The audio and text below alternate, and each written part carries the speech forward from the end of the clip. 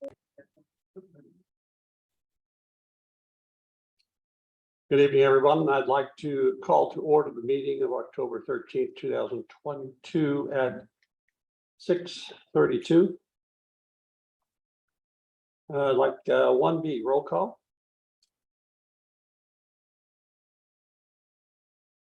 Kelly Johnson present. Walsgraf here. Brianna Texoni here. Vice President Mr. Wadsworth won't be here this evening. He has a conflict scheduled with work. Tim Jorgensen here. 4 members are present for quorum. 1C, regular board meeting agenda, motion to consider. A motion. Brianna, I'll second, Kelly. Kelly, Dr. Zahakian. Thank you, Mr. Jorgensen. Good evening. This evening, we don't have any changes or addendums to the agenda as posted. Board member discussion. Hearing none, call a question on the agenda. Kelly Johnson, I. Walsgraf, aye. Brianna Texoni, aye. Mr. Wadsworth is absent. Tim Jorgensen, aye. Motion carries 4-0.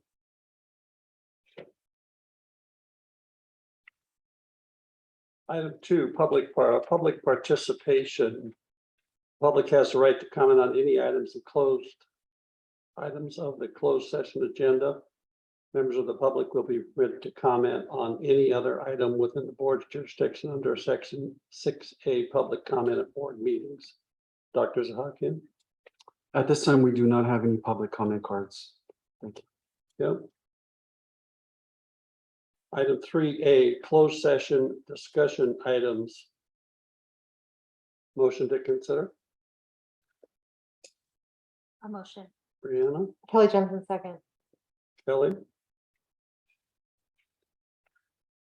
We will, we will adjourn to closed session at 6:34.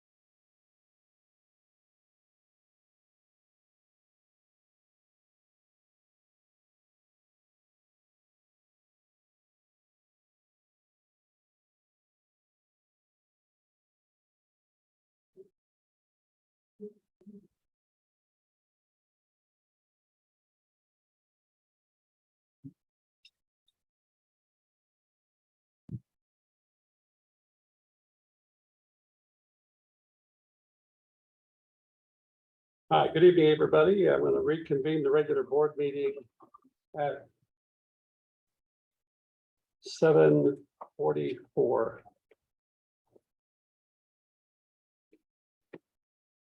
Item 4A, flag salute. Mr. Fallscraft, would you lead us in the flag salute, please? Hats off, Antelope, or ready to begin.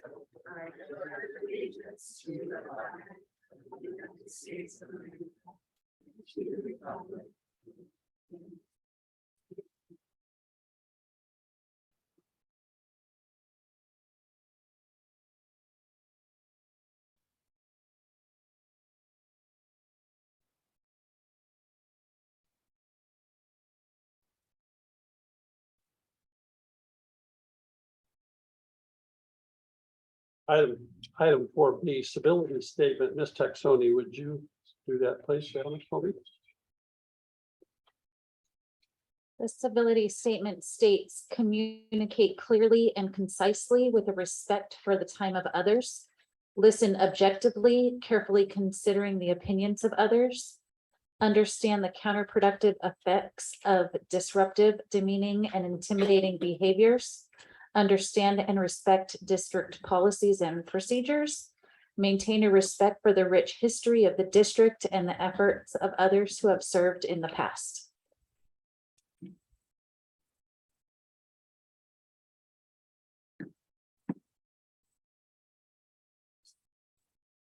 Thank you, Ms.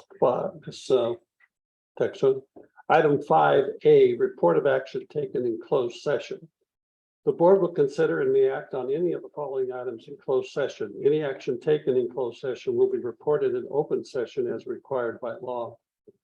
Closed session may be called at any time during a formal meeting by a motion of the Board of Education for the purpose of discussing personnel problem, pupil problem, purchase consultation on a legal problem or with an attorney, and with an employee organizations in regard to salaries and or fringe benefits. All formal action involving such matters must be made in open meeting. As president, it's my duty to inform that there was discussion on legal and pupil matters and no action was taken. Item 6A, public comments.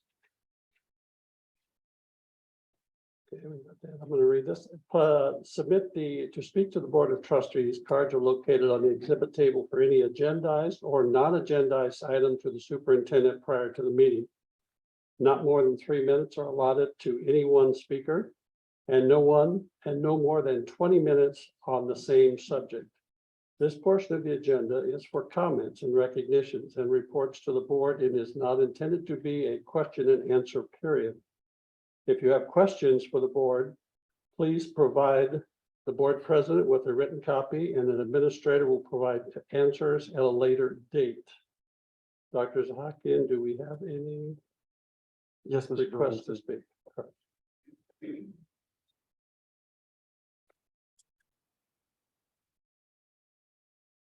The first item up is, first person to come speak is Adina Claus. For all speakers coming forward, if you could state your name for the record and when you begin, you have 3 minutes. Okay, my name is Adina Klaus. Dear Dr. Sahakian and esteemed board members, I am a very proud teacher at Meadowlark School and a proud parent of 2 children in this school district. My daughter is at Vasquez and my son is at High Desert. I love working at Meadowlark because of the high caliber and professionalism of our teachers. We have worked to create a caring environment and consistency for our students who are still recovering from the disruption of the COVID lockdown. Our students are behind academically, not only months, but years. Socially and emotionally, they are delayed in their development. We are struggling to work hard to move them forward with their skills. And even still, there are students who need even more specialized instruction. And this is where our Soar program comes in. The very key, most important linchpin piece of Meadowlark School is our Soar program. This stands for the State of Academic Readiness. This is an intervention program that targets our students who are most in need of extra support to learn how to read. These are the students who are struggling the most, and the program pulls students every single day. In this room, they work with teachers in small groups where they can work on the specific skills they are lacking. This is something the regular teacher is just not able to do, especially not with the extremely high class sizes that we have. This is an early intervention program to help students who are most in need. And if their needs are not addressed, they will continue to fall behind every single year. These are the students who are at risk of not graduating. And worse still, they won't be ready for the workforce. The Soar program is run by Mrs. Candace Palacios. I have known her for over 8 years, and I am continually blown away by her professionalism and hard work ethic. She has taken over the program and has continued to support our students who can make gains, but have otherwise would not be able to do so. If she were taken from our campus and used as a teacher, a substitute teacher no less, these students would be in jeopardy of not receiving the services they so desperately need. My students love to go and can't wait to see Mrs. Palacios. By removing them and her and altering this program in any way, you are sabotaging their confidence in themselves and are preventing them from reaching their potential. They have developed a bond with her so that they trust her enough to learn to read, because these are our students who are most fearful and scared. It should not be a surprise to you that our school district falls only within the 50th percentile for reading of academic performance statewide. We are at the 36th math proficiency and 53rd reading proficiency percentile. This is embarrassing and shameful. For such a small school district, we should be able to provide our children with a more specialized support network. And we have failed those most struggling students. Implementing interventions in the elementary school are the most crucial place to begin. And we need to continue our SOAR program with Mrs. Candace Palacios. And I'm asking you most desperately to please not change this program. Thank you very much.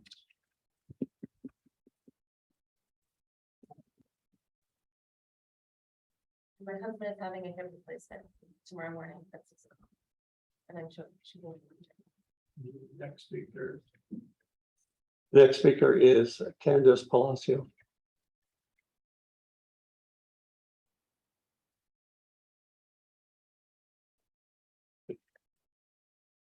Good evening, Superintendent Sahakian and Governing Board. My name is Candace Palacios, and I am a teacher on special assignment, or a TOSA, and I'm the literacy coach at Meadowlark School. I would like to take a moment to share with you a little bit about our SOAR Reading Intervention Program and the amazing achievements that our students are making. SOAR provides reading support to students in grades K through 4. They're selected for SOAR based off school-wide universal screening, which I conduct one-on-one individually with 300+ students in grades K through 4. Then our grade level teams meet and discuss the needs, and 8 students across each grade level are selected to participate in the SOAR program. We provide instruction in small groups for 30 minutes in kindergarten and 40 minutes in grades 1 through 4 every day. Each student has 2 personal learning goals that they are working towards, including letter and sound recognition, phonics skills, reading fluency, and more. Last year in SOAR, we saw incredible growth in all students who participated. Certainly, we saw gains in the categories I previously mentioned, like phonics skills, but perhaps more importantly, we also saw gains in student confidence and the ability to have a growth mindset. The students that we work with each day in SOAR are students who find learning to read to be a challenge. They enter the program initially struggling with reading. And we often hear phrases like, I can't, I don't know how, I don't want to, this is too hard, out of sheer frustration. But our team models every day that it's okay to struggle. It's okay to not know how. We explain that to our students that they can't read yet, but they will soon be able to. Yes, it takes many repetitions and it takes hard work and effort, but they can and they will, and they are learning to do so. Imagine what it must be like to be in a classroom with 20 or 30 students where they all seem to be reading. They all seem to have it all together, but you know that it's hard for you. It can be a very lonely feeling for our littlest ones. Another benefit of SOAR is that the students are learning that they are not alone. They see 7 other peers who attend with them who also struggle, who also need support. And they see 4 trusted grown-ups that they can count on, that check in with them daily, that wait to them in the hallway in a dismissal. They feel supported. Now imagine this is your child, and imagine if the program were to be ended or modified or changed. This would be devastating. Our students need this program, and I will happily stand here today and advocate on their behalf. Thank you for providing our students with the tools that they need to become successful readers through this vital program. And thank you for supporting the SOAR program.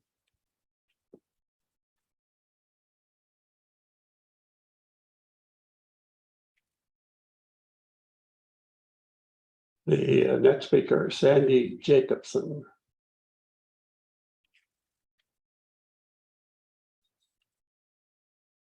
Good evening, Dr. Sahakian and members of the board. My name is Sandy Jacobson and I teach first grade at Meadowlark. Thank you for the opportunity to speak tonight. It is well known that school districts across the country are facing teacher shortages. Our district is no exception. At Meadowlark, our students are the victims of the teacher shortage in our district, both with their general classroom teachers and with their support staff. This district is failing our children. Some teachers are being reassigned mid-year to positions for which they were not originally hired. Other teachers are having to pack up their classrooms and unpack someplace else, all while trying to prepare for and teach their current students. This chaos and inconsistency does not respect the time and needs of either our staff or our students. Our shortage of teachers, resulting in oversized classrooms, fails our students because they are not able to receive the dedicated instruction that they so desperately deserve. According to the Public School Review, the state of California has the worst student-teacher ratio in the country of 22-1. Our district is not even meeting that. My classroom alone has 30 students and others have over 30. I do break into small groups, yet every day I ask myself, since when is 10 students considered a small group for children who don't yet even know their letters and sounds? Our district is failing our children. I'm sure you are thinking, we can't bring down our student-teacher ratio because we can't get teachers.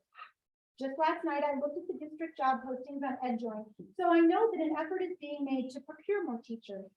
While filling all of those positions would technically meet our school site average, several classes would still remain too large to effectively implement best teaching practices.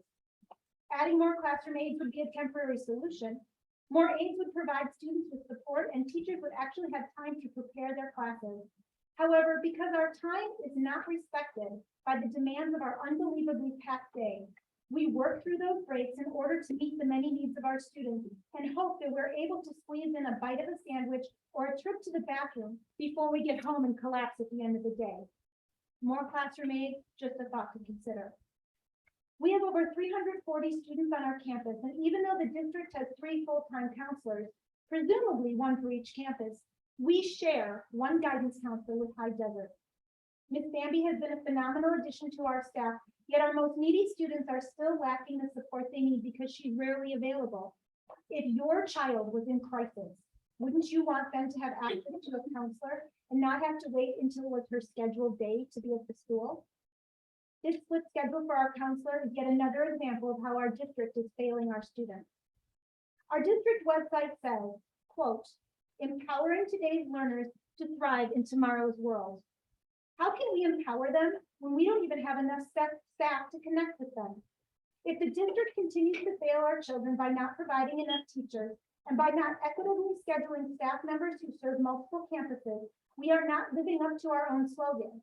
Instead of empowering today's learners, we are defeating them before they even have the opportunity to thrive in tomorrow's world. Thank you for your time.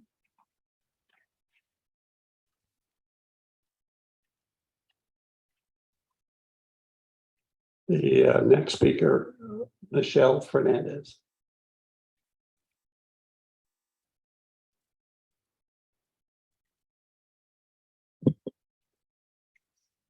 Good evening. My name is Michelle Fernandez, and I'm a 3rd grade teacher at Antelope. I have been in the district for 8 years and have had 3 superintendents, 4 principals, and 4 interim principals. There is clearly a huge problem with turnover being this high. Staff doesn't know what to expect. Parents don't know what to expect. More importantly, students don't know what to expect. I am here tonight to speak on behalf of the elementary teachers and the lack of respect and support that we are receiving. Our time is less equitable than others in regards to planning, prepping, and grading. Meadowlark teachers receive 1 hour once a week. 1 hour once a week to plan, to prep, to grade, to organize, to cut, to do all the things that elementary teachers do. 1 hour once a week. While other members in ADA are given an hour every day. Or they are compensated if that hour is taken from them because they are called to do something else. When some staff members are doing the same job as others, they should be compensated the same. Not doing this is causing teacher burnout at a very, very fast rate and bringing staff morale down big time at Meadowlark. For those that are unaware, I am speaking about something that's called a 1/6. And what that is everybody at the junior high and the high school has 6 periods. One of those periods is free for them every day to plan, prep, grade, do all the things that teachers do. Meadowlark and 5th and 6th grade teachers do not get a 1/6. So we are still expected to do it all, but we are doing it on our own time, which means I am grading at home on the weekends instead of spending time with my family. At night, I am cutting out and laminating supplies. I shouldn't have to do that at 9 o'clock on a Friday night. I should be given time during the day to do my job. When staff is treated poorly and ignored, it drives people to search for something different and go where they are respected and compensated. This district is already suffering with a lack of staff. That is not a secret. We all know we are suffering. One of the best ways to improve that is to respect and support the people who literally give their blood, sweat, and tears to their job. To the people who go out of their way to make sure students succeed and give them a voice when they don't have one because they're too little. By ignoring your staff and not respecting them, you are sending a very loud and clear message that not only do we not matter, but more importantly, your students don't matter.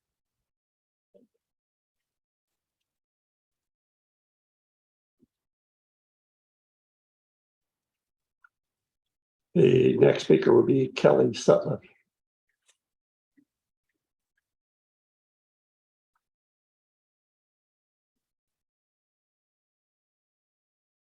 Good evening. My name is Kelly Sutliff, and I am a kindergarten teacher at Meadowlark.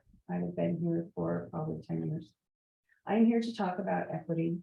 Equity is defined as the state of the quality of being fair and just. When we returned from COVID, the teachers faced issues that we never faced before.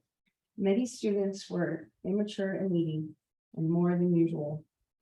They were socially awkward from being separated from their peers and from the support of their schools. There were more academic and social emotional holes to fill, and our numbers are growing. They needed support.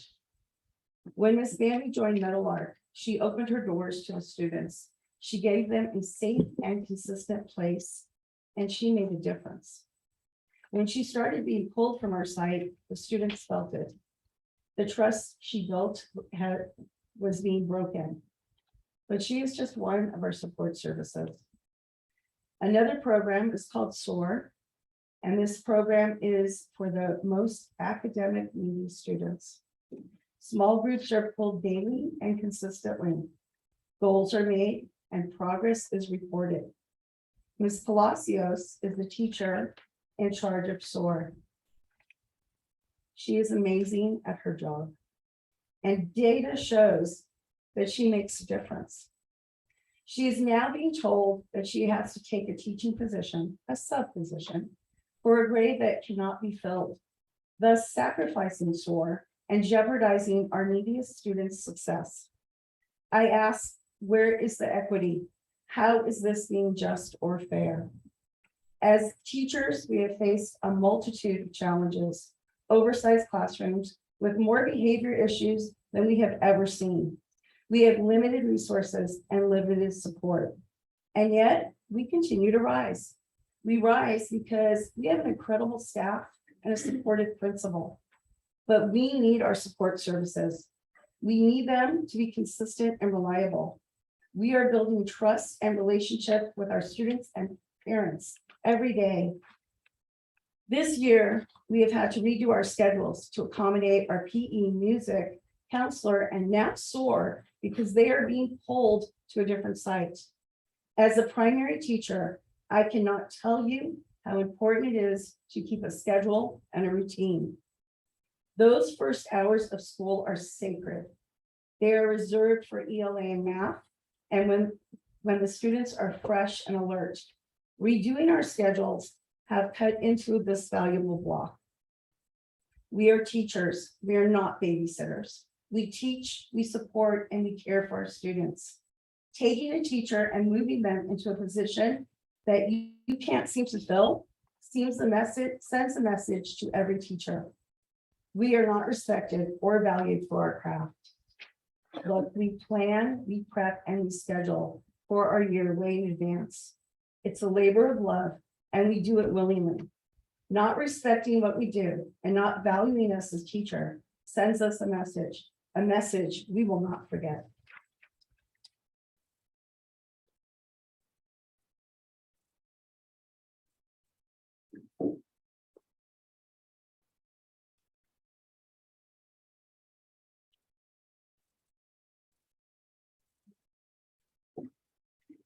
The next speaker is Brody Villasenor.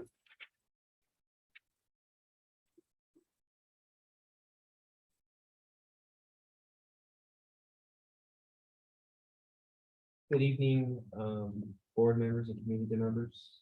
I'm Brody Villasenor. I'm the captain for this year's varsity boys basketball team for basketball. Sorry, go ahead. But this is just an invitation to anybody that wants to be involved with this basketball team. Personally, we're doing way better than our last season. We already went against one team for kind of like a little scrimmage, and we blew them out of the water, outscoring them by 40 points. So already we're looking strong. We have two upcoming events coming up, if you guys are interested. One is at La Cabana, November 9th. If you guys could come and support our team, say hi, have a taco with us, that would mean the world for us. Even if you can't come in, so stop by. But the second event is November 15th. That is our first in-season game. I believe we're going against Desert Christian, but I have to check with my coach. But we're having this thing where any guest that comes gets a free white t-shirt. It's called a whiteout. And we're looking to have our whole bleacher covered in white t-shirts. So if any of y'all or any of you guys can make it, it mean the world for us. And when we play not just for ourselves, but for our community. And we would really appreciate it if our community would support us. So thank you.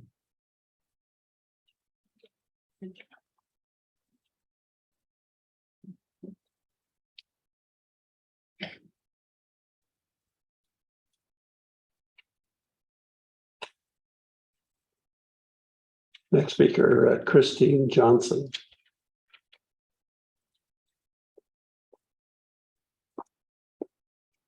Hi, my name is Christine Johnson. Good evening, board members and superintendent. It's been a while since I've been here. I am the president of the board of directors at Untitled Agua Dulce. And just wanted to come by and let's say hi to those of you who haven't met me. And those of you who haven't seen me in a while. Just wanted to say thank you for your continued support and authorization and let you know that we are getting back in the groove of things, getting back on campus. If you haven't come by and seen the farm, I don't know if any of you have heard, we do have emu and micro cows and donkeys and pigs. The kinder and TK yard, the children have recess and lunch with pigs, it's true. But if you're ever in the area, make sure to come by for a tour. And we're planning more community events coming up. And we just kicked off a whole new reading curriculum that's K through 5. And trying to immerse myself in that, because as you've heard, I think reading right now is a big topic of conversation. And we're focusing on our academics more than anything right now, especially as we try and bring in the higher grades. So as we now transfer our younger ones up into our middle school and high school grades, seeing that we have that foundation, we're now able to take our test scores and move on. That's the first time we've been able to kind of see where we started and move up. So we're excited and wanted to say thank you guys for your support, and come on over if you're ever in Untitled.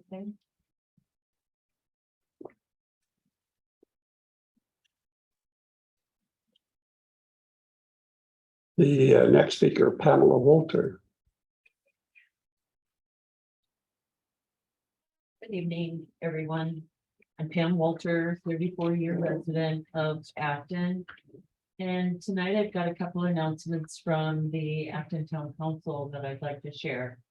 This past Saturday, we had the High Speed Rail Authority here in Acton doing a major presentation about their 6 proposed routes.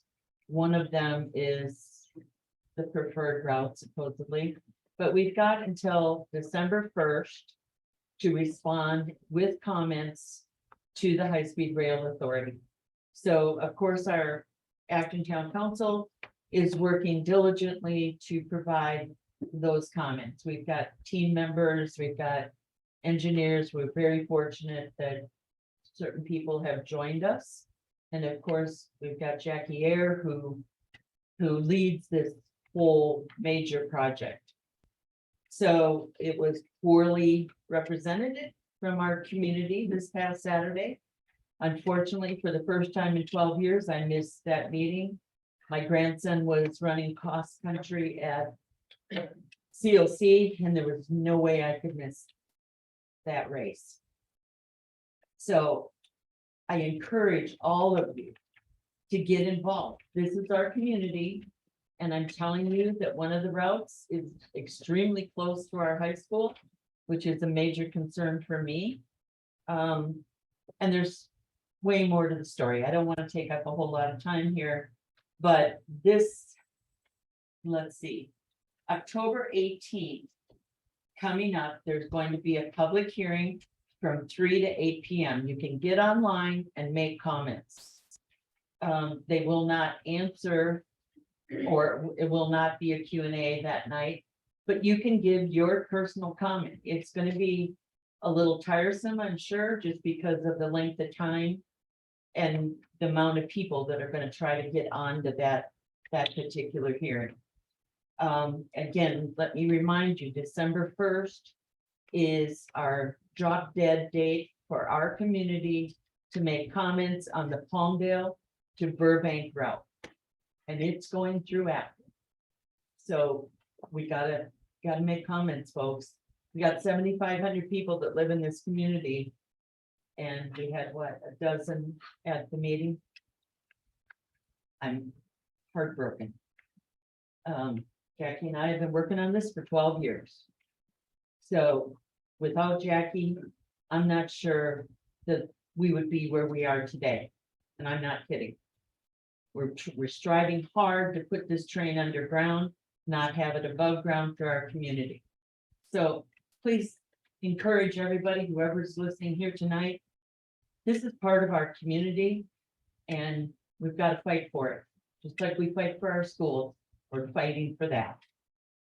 The next comment that I have is the Acton Town Council has invited Thurston Smith and Tom Lackey to come to our meeting so that they can meet, the community can come in a local situation at the library. So our next meeting is Monday, this coming Monday, the 17th at 6:30.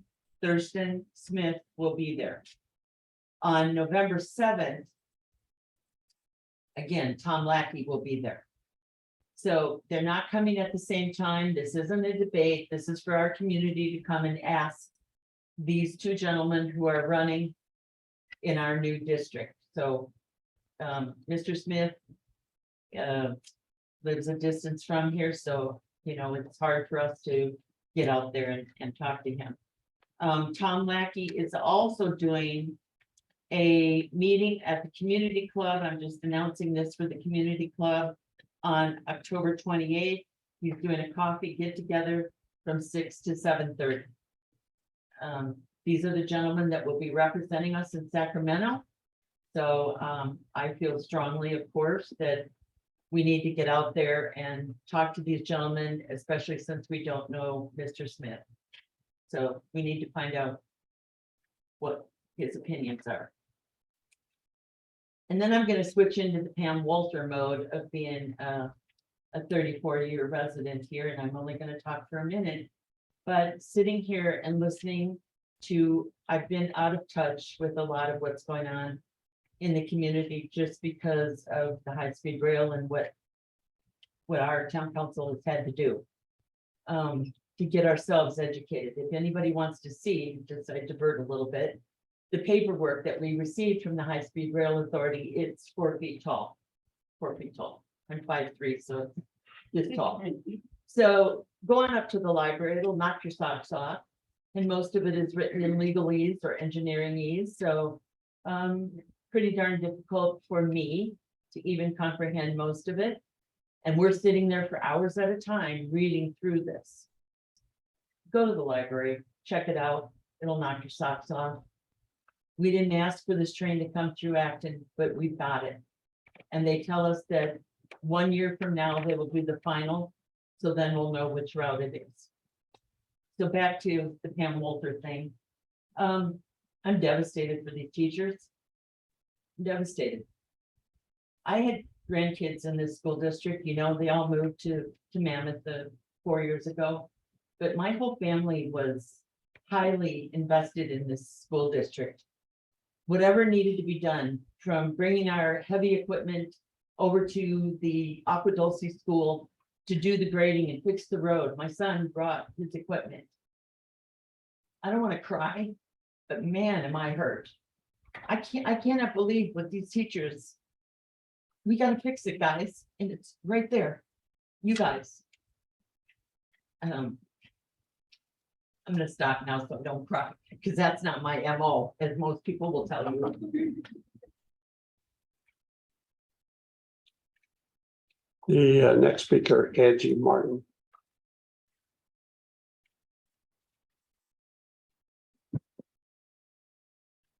Hi, I'm Angie Martin. I'm the district's representative to the Community Advisory Committee, or CAC, for the Antelope Valley Special Education Local Plan Area, or SELPA. The SELPA is a cooperative of 10 different school districts that provide special education services in the Antelope Valley area. The CAC exists to help parents navigate the special education process while providing input to the local plan that the SELPA follows in providing services. Several times a year, the CAC sponsors parent training workshops. We have an important one coming up this Monday, October 17th, and the topic is facilitated IEPs. There is a SELPA-wide effort to incorporate this method in all of its member districts. The facilitated IEP method provides for better input and collaboration for all IEP member participants, especially parents and education rights holders. I encourage the individual school sites to post the CAC meeting notices on their website in support of special education. Again, the training will be held in person this Monday at the AV SELPA office at 5 p.m. You can find their address on the school district's website. And the flyer for that meeting will be up on the big screen a little bit later. Thank you.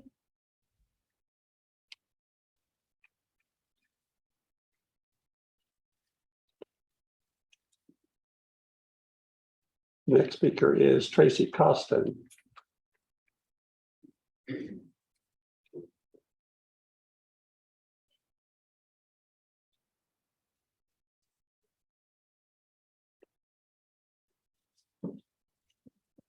Tracy Costin.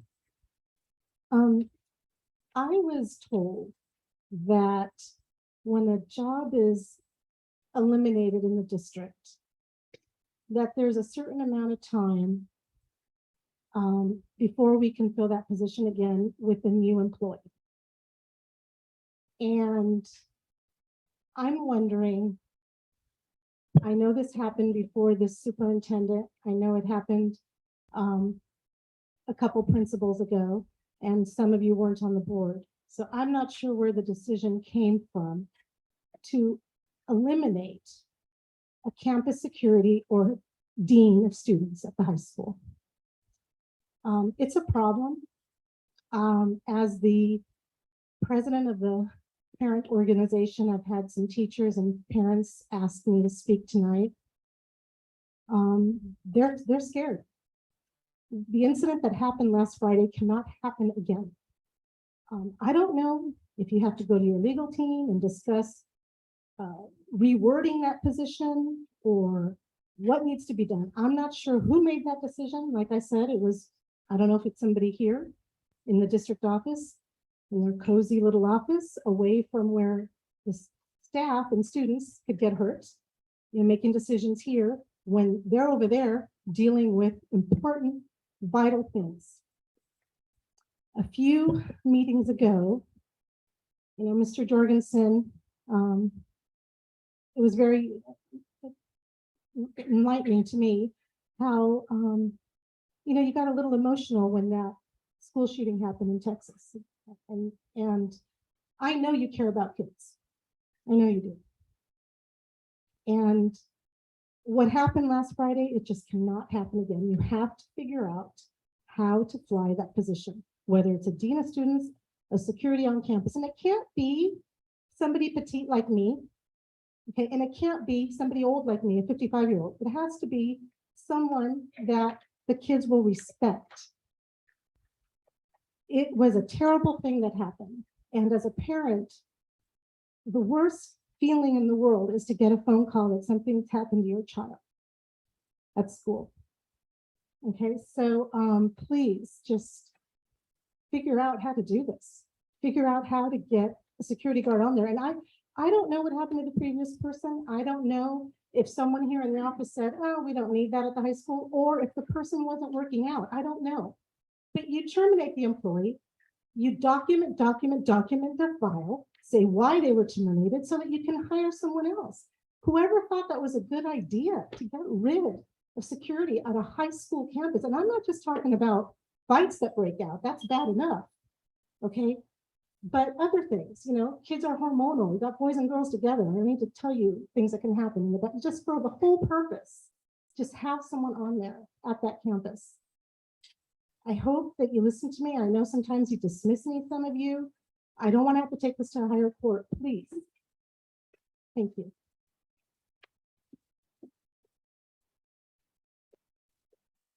The next speaker, Christine Bennett.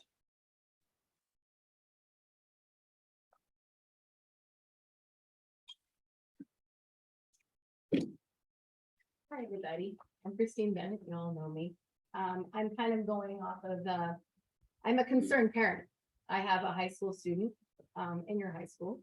And for you guys to release a security personnel of security and not replace that person is a huge concern of mine. So obviously we're short-staffed now, not only in the classroom, also on campus as in supervision. And to my knowledge from my students, I also have a concern about the outside students that are coming into our school. To my understanding, the one student that was arrested was 18 years old, had a past history and was a parolee. I don't know who has the jurisdiction to be able to put a student like that amongst our kids. I feel and this is my own personal opinion, I feel that a student that is on parole should be placed in a different environment, you know, like Bowman, things and places where they are equipped and have the security to deal with those types of students. Because this is not the place for that, not at all. And then also too, the drugs and the alcohol that were also involved in another student's backpack or what have you. There has got to be something done. Something's gonna happen, and it's gonna be here. Some small town, just like you hear on the news and everywhere else, some small town and it went down here. And it's gonna be on your sleeve. It's gonna be happening underneath your jurisdiction.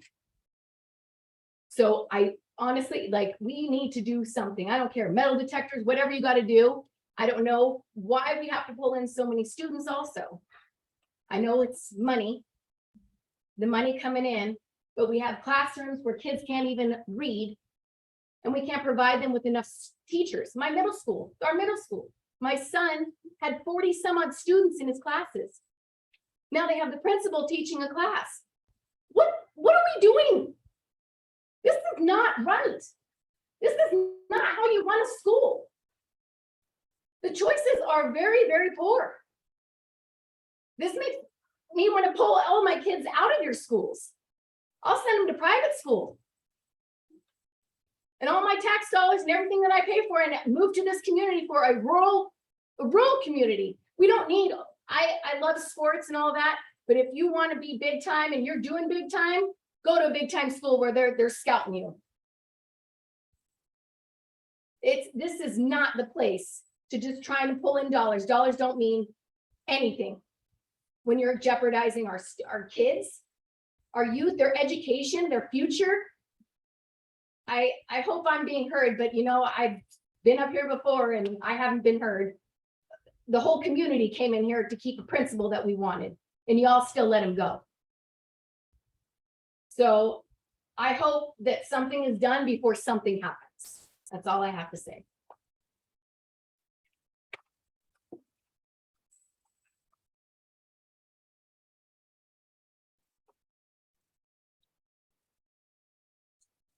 The next speaker, Elaine Goodnight.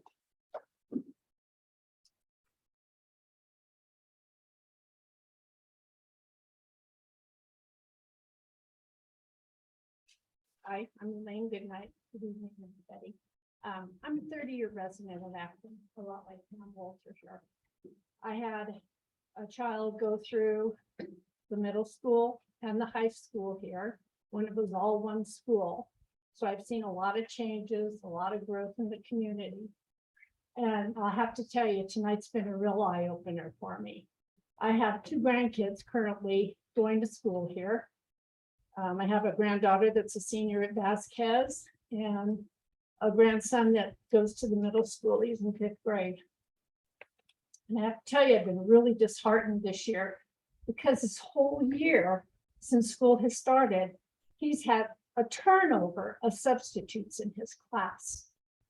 And he was taking speech when he was at Meadowlark, and this year he has yet to have a speech class.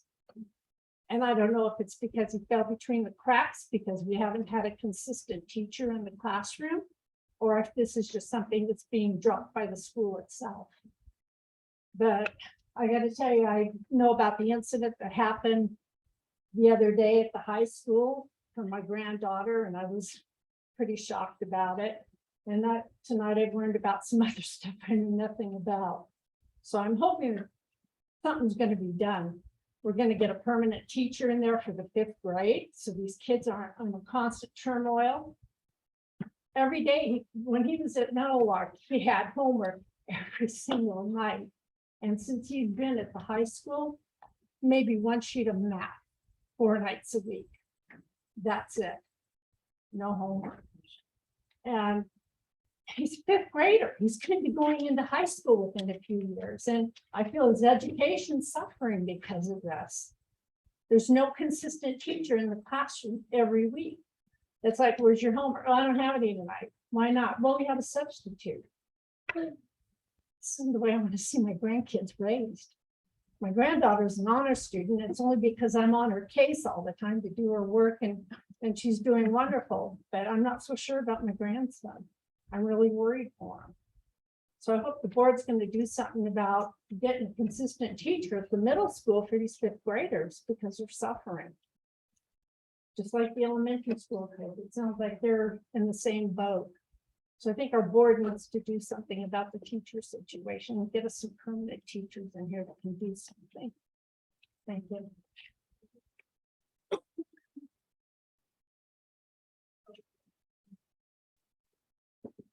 The next speaker, Meredith Allgetting.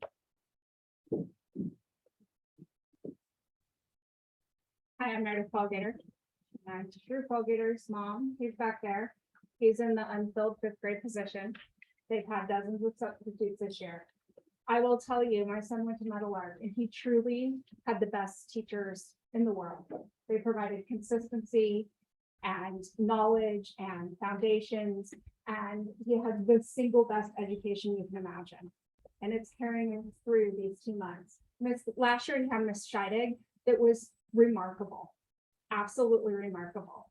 Okay, he came home from school happy, fulfilled, he was learning, social emotionally, he was doing just fine. I will actually say that today Miss Bambi came into his classroom and he talked to me for about 10 minutes in the car about how well she handled him.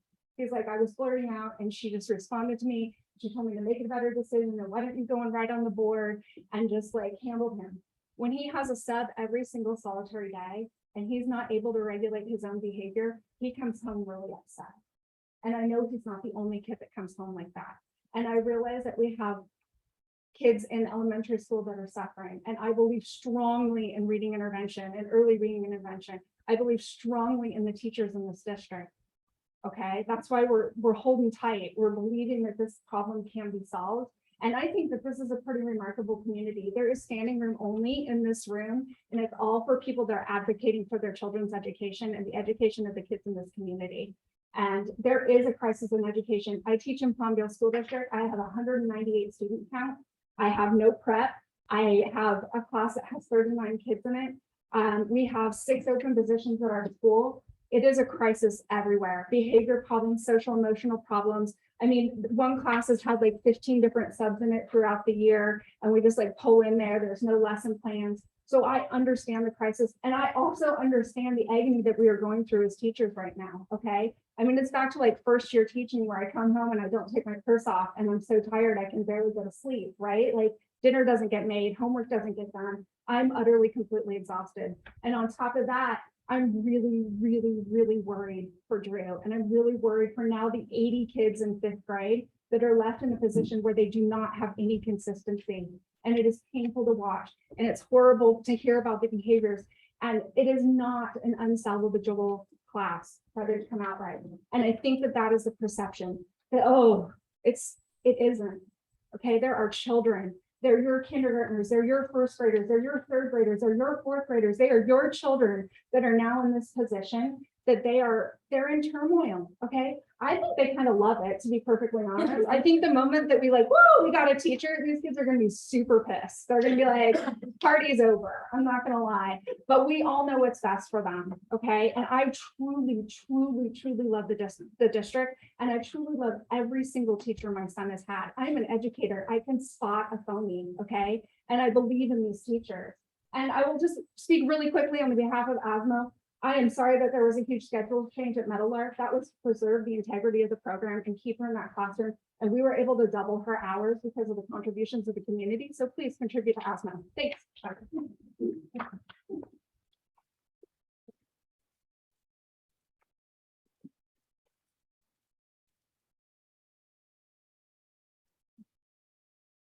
Okay, item 6B, Golden Spotlight, Dr. Zakian. Thank you, Mr. Jorgensen. As we continue our recognitions for the Golden Spotlight tonight, we are thrilled to recognize Miss Alexa Lepp. The 2022 LA County Teachers of the Year is an honors competition to spotlight teaching excellence and exemplary professionalism in public education. The competition is the largest of its kind in the state and is part of the oldest and most prestigious honors contest in the US for public school teachers. The Teacher of the Year program, which features an annual luncheon recognition each September for all participants, is designed to provide much deserved recognition for teachers. Those selected by LACO, LA County Office of Education, as County Teachers of the Year these educators have shown exemplary dedication, compelling classroom practices, positive accomplishments, and professional commitment. On September 23rd, our very own Alexa Lepp was honored as part of the top 16 teachers in LA County. I must say that it was a great honor, Alexa, to have been in the company of your family that morning. Alexa has been in education for 10 years with a background in teaching students across 5th grade through 12th. This marks her 5th year working for our district. The first 2 years as a 5th grade teacher at High Desert and the past 2 years as a TOSA at Vasquez High School. What drives her to be in education is her love for connection, collaboration, and creativity. She loves being able to connect and collaborate with students, families, and colleagues. She also loves being able to utilize her creativity in this profession. She sees teachers as being more like designers in education, incorporating life skills. Teaching is one of the most personal professions in the world where you can make a lifelong impact, is what Alexa shared with me this morning. Needless to say, Alexa, you have found your calling. We're very proud of you, Alexa. We could have a big round of applause for Miss Alexa Leck.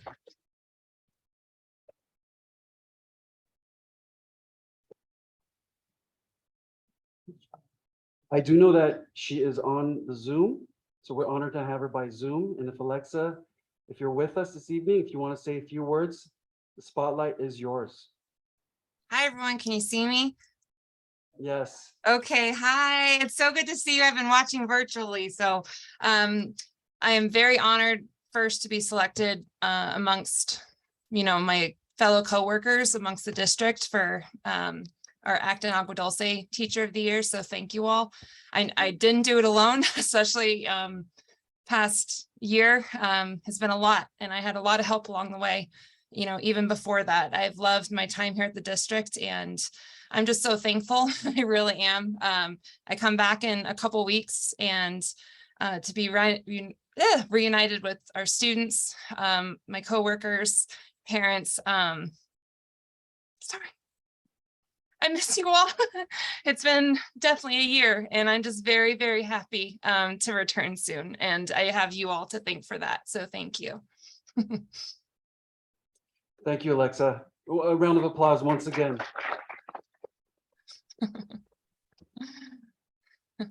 Thank you.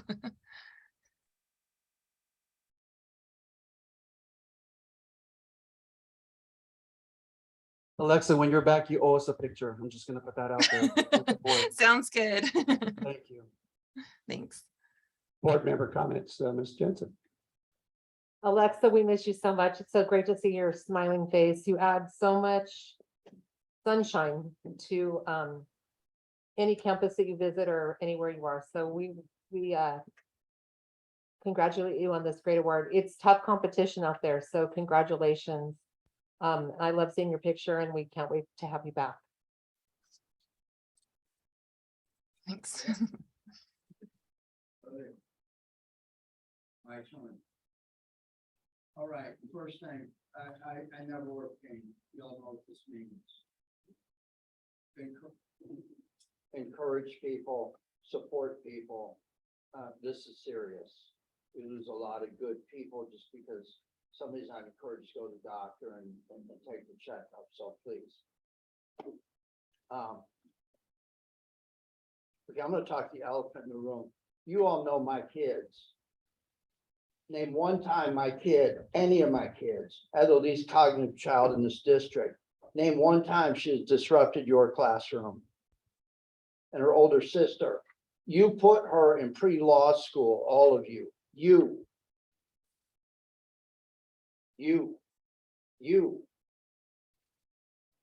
So I'll be damned if I'm going to sit here and watch my teachers who made my own children's success cry, and there isn't even a box of frickin' Kleenex in the room. That's why I left the room. We get a frickin' box of Kleenex. I'm not going to sit up here and tell you what to do or be projected upon myself what to do. I'm not up here to tell the superintendent what to do. If you're a teacher, come and apply to our district. These will be your workmates. I'm not going to sit here and talk about your salaries. We're in the middle of collective bargaining. You all have been union people long enough. I don't sit up here. I take what's coming at me about how poor we are and how poorly we manage the money. We're in collective bargaining. You know that your union president is in collective bargaining. You know what you're asking for. I'm not going to reveal that to the public, but don't sit up here and buffet me. Now let's get into the real ass eating I'm about to give out. I am a parent. I just told you, and you all, please, somebody tell me that one of my kids is a POS. Please. But they're not, because I am a parent. Do not sit at home and neglect your parental duties and send your kids to school as derelicts for these people to have to deal with, and then project it upon to me and even the superintendent. Know what parenting is. If you leave dog puppies in a room by themselves for 2 years, they will not know what to do. And that is exactly what's happening. Parents, if you don't like me, don't vote for me. You're stupid if you did. But I'm not going to sit up here and take everybody's ass eaten for this and watch my teachers cry, the ones that made my own kids a success. You have people up here that have kids. All of us have kids. Name one that was a POS. Yeah, I'm the only board member that will say this stuff. You want to hear more? Should I rant more? Yeah. Well, good, because I'm going to. We're going to talk about charter schools tonight. Mr. Paulsgraf, if I may interrupt, please. This is, we're still on the TOSA. Oh, I thought this was. board TOA. member This is comment. not board You know member what? comments. I We're have just talking about Ms. I have a Black. photographic memory. I will repeat everything I said in 5 minutes. Did you There's have- nothing to say about Alexa Leff. Alexa Leff is perfect. And what about you? Now I want to talk about you. I got the camera on YouTube tomorrow. Well, we're talking about Alexa Leff. How many grants did you get to school district? Yeah, I didn't have to steal money from some kid in San Bernardino at some charter school that I didn't even know existed to get money into this district. You brought the money in to fund your own program, but everybody's crying at me. Hey, Alexa, I love you. God bless you. I put a pink tie on for you. We can't wait to have you back. There's only one of you. Thank you.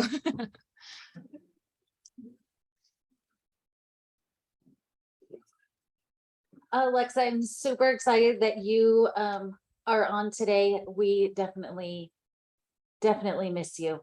For those of you that have never had the opportunity to walk into Alexa's classroom, it's like walking into like a fantasy wonderland. She has it decorated so incredibly. She's kind of an incredible person. When you talk to Alexa, you think you're having a regular conversation, and then all of a sudden you feel it. You feel her light, and you feel her excitement, and you feel her love, and she fills the room with this aura that just is encapsulating, and she's an absolutely incredible person. We are so lucky that she's at our district. I consider myself extremely lucky that I was able to work with you at High Desert, and I'm excited to see where you go and where you take our students and what you're able to do and accomplish, because you are just absolutely incredible. And to copy Ken, I love you. And I'm very, very thankful that you're here, and huge congratulations. Hey, I've So never said sweet. that to anybody. How dare you steal it? Thank you.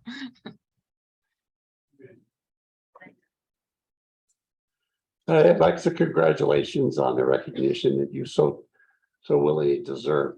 I remember when I first met you a couple years ago, and your energy was infectious when I was walking on campus and meeting you for the first time, and I could just imagine what you were doing.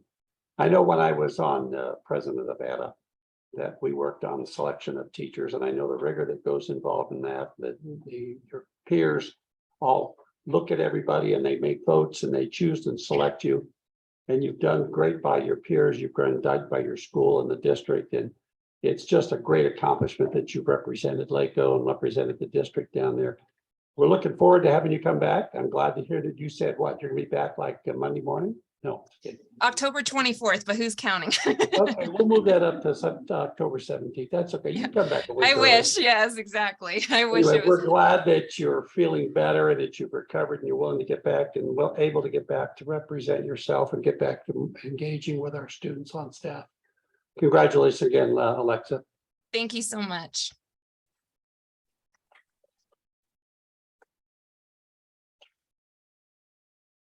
Moving on to item 7A, add a representative. No one here tonight? Oh, he's on Zoom. Coach Sparks, you're on. Thank you. Good to see you. Appreciate you having me tonight. Sheldon Sparks, ADA president. Wow, it's been a busy meeting already, and I don't want to rehash a lot of things that were presented. I was going to speak about. I would like to say this though. A lot of times, the district does things behind the scenes that we're not aware of. We come to you with problems, and Mr. Fallsgraf, we're not negotiating at this meeting, and just want you to know that. But I think what we do is we come to you with problems and we're looking for solutions. And sometimes you solve the problems and we're not even aware about it. We weren't even aware of it. I hear we're buying buses. You know, that's a good thing, right? But that nobody knows about that. All of a sudden that was through the rumor mill. So I hear we're hiring some teachers. You know, we got a lot of frustration going on, but we're not communicating. And so I think sometimes you get the brunt of it and you don't respond back in any comment or any report. And I think that frustrates people because it makes them seem like they're not heard. As you can see, a lot of people are frustrated. And the thing is a lot of you didn't cause these problems. And I hope that you don't hear when people from the community come to these events and speak and share that they are criticizing you, that they are blaming you. I think what they're asking for is help.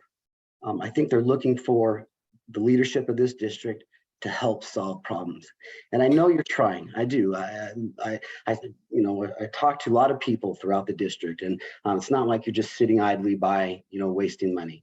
I believe that you guys are good people. I believe that you are here for students. But how we communicate sometimes in this district causes issues. And so I hope tonight that you don't hear ADA members criticizing you. I hope that the message is we need some support, we need some help, and we're looking to you to help solve those problems. Anyways, I appreciate your time tonight. Thank you very much. Thank you very much. Item 7B, CSEA representative. Not here tonight. Okay. Student representative. Good evening. Good evening, everybody. I would like to give you updates of what's been going on at each school. So Meadowlark next week will be having parent-teacher conferences. They're also having a BMX assembly to encourage being drug-free. And for the fall season, they'll be having a costume parade during Halloween with a pick-your-own pumpkin patch that students can take home. At High Desert, the girls and boys volleyball team was undefeated this season. Unfortunately, they weren't able to bring the championship home, but Ms. Van Oren wanted to say that she's very proud of the athletes and very thankful to the coaches for everything they've done. On the 24th, there will be a reopening and ribbon cutting for the High Desert Gym. And on the 21st, there will be a Medal of Honor award ceremony for the students of High Desert. Tomorrow, the high schoolers are going to Edwards Air Force Base for a field trip. The Fall Festival will be hosted at Vasquez on the 22nd. Today, cross country had their last home meet of the season, and our girls took first place with a score of 33. Yesterday was the PSAT at the high school, and the SAT will be next week. And yesterday was also a staff luncheon and the staff and teachers are very thankful to the PTSO. I also just wanted to say, hearing what the teachers have to say today is really heartbreaking and it's really sad. Our students deserve better and our teachers and staff deserve better. And I really believe in this district and I think that we can do better and that we need to be better. Thank you, Amy.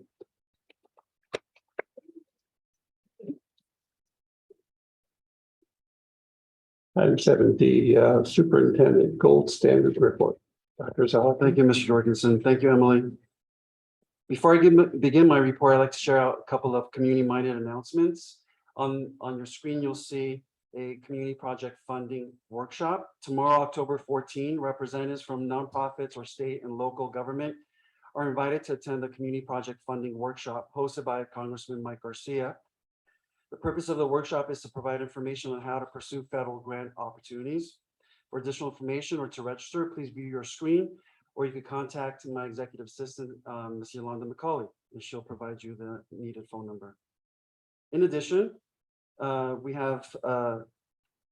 provided this evening from Ms. Angie Martin, the AV SELPA CAC Community Advisory Committee representative for the district, information regarding a parent workshop, and you see the flyer up on your screen as well, on effective communication strategies for IEP meetings, individualized education plan meetings. The date for that is October 17th from 5 to 6:30.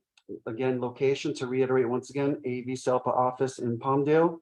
Address is on the screen, and then we'll have this posted on the district website as well for our community.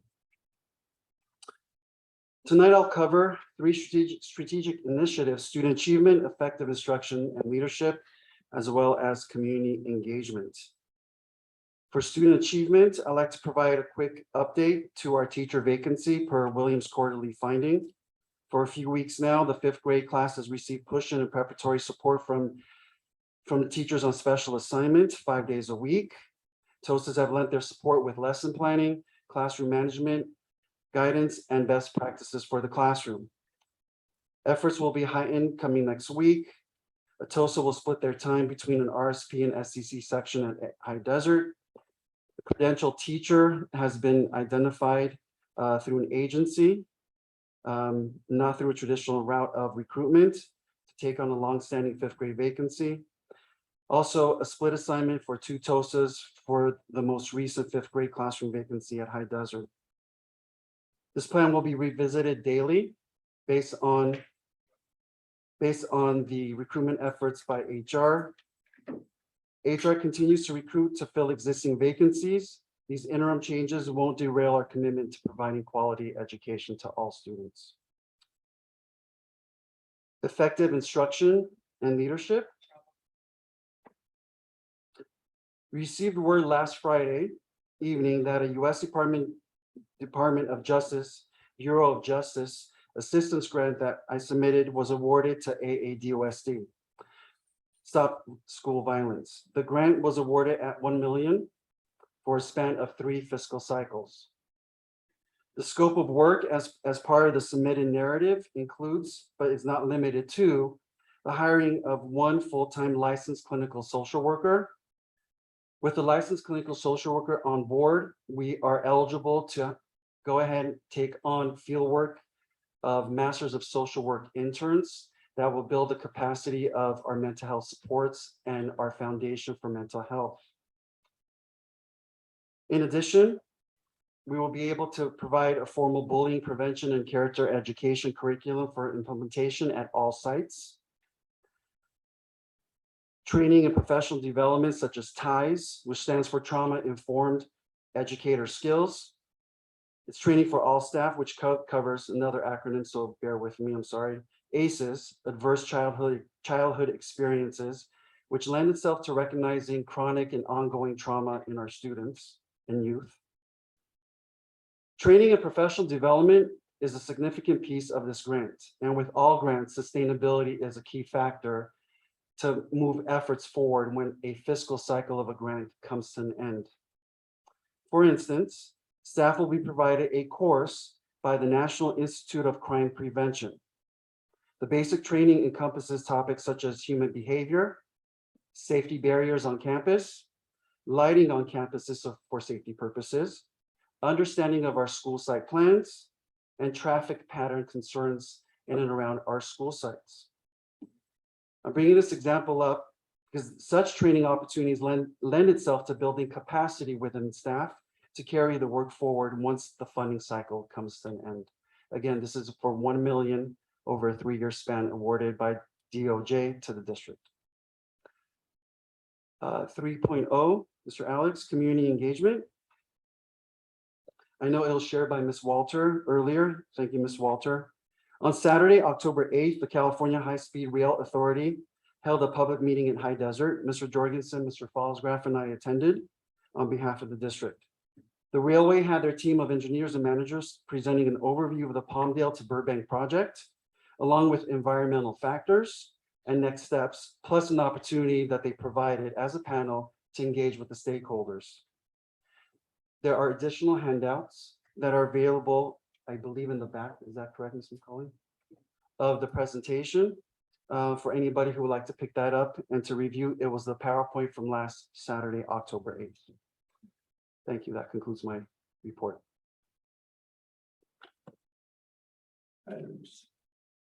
Item 7E, COVID-19 report, Dr. Zahaki. Thank you. Thank you, Nurse Wright, for your report and your diligence. It's always appreciated. COVID-19 claimed the lives of 65 people in LA County overall last week. 7,292 people reported testing positive. In our 2 communities of Acton and Agua Dulce, surrounding areas, there have been 16 new cases since our last report 3 weeks ago. In our district community, we have had 6 reported positive cases since September 28th. As a reminder, employees are no longer required to test unless they have symptoms of COVID-19. Due to low turnout of vaccination clinics, the vaccination clinics have been discontinued per Nurse Carrie Wright. We encourage all of our staff and students to research getting vaccinated with new vaccines specifically targeting the variants. In addition, we want to let our community know that we are entering the flu season and we recommend getting your flu shot vaccine now to make sure that we keep our students safe and in school. And that concludes our report for COVID-19. Thank you. Thank you. 7F, submissions, Dr. Zahaki. No submissions this evening, Mr. Jorgensen. Thank you. Board comments, number 8A, Ms. Jensen. Good evening. First of all, thank you, Emily, for all your comments. I hope you go into the teaching profession. We really need you to go in the teaching profession. I want everyone to know your comments do not fall on deaf ears. Yes, I can read them all. And so, first of all, let me remind everyone that I am a teacher. I'm an administrator now, but teaching is always dear to my heart. They're the closest to our students. And so I do not take your comments lightly. I understand that the profession is hard right now. There's a lot going on. There's a lot of moving parts and shortages and other things. So I just want our teachers to know that we do appreciate all their hard work and diligence. And, you know, we're trying to, we try to do the best that we can do. And I don't feel like anyone was really calling one out in particular. I just think people are frustrated. And what I heard tonight was that we're all in this together and we want to make everything better for our students. And doing that as not just a school district, but as a community. So I appreciate everyone that has been putting in those extra hours and doing all that work. And I understand that teaching is really hard and that we do have a lot of concerns about social emotional learning and reading scores and those things, because I know I have to do that every day as well. So thank you. Dr. Sahakian, I want to let you know that I recognize your position as well, maybe better than some people as far as constantly trying to think out of the box to solve some of these problems, and getting a $1 million grant is nothing to take lightly. And address some of the concerns that were brought up this evening about safety and things like that.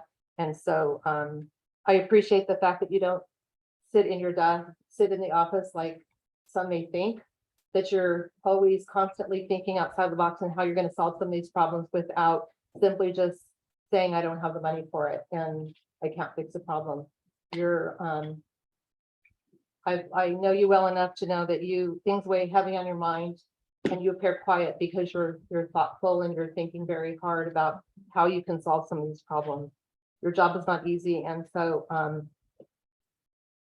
I just want you to know that I appreciate all your hard work that you do for our students. Of course, Alexa left, wonderful, and it's so exciting that she's coming back, and kind of ironic that it's in October that she's returning, and so best wishes. You've been in our prayers all along, if you're still listening, Alexa.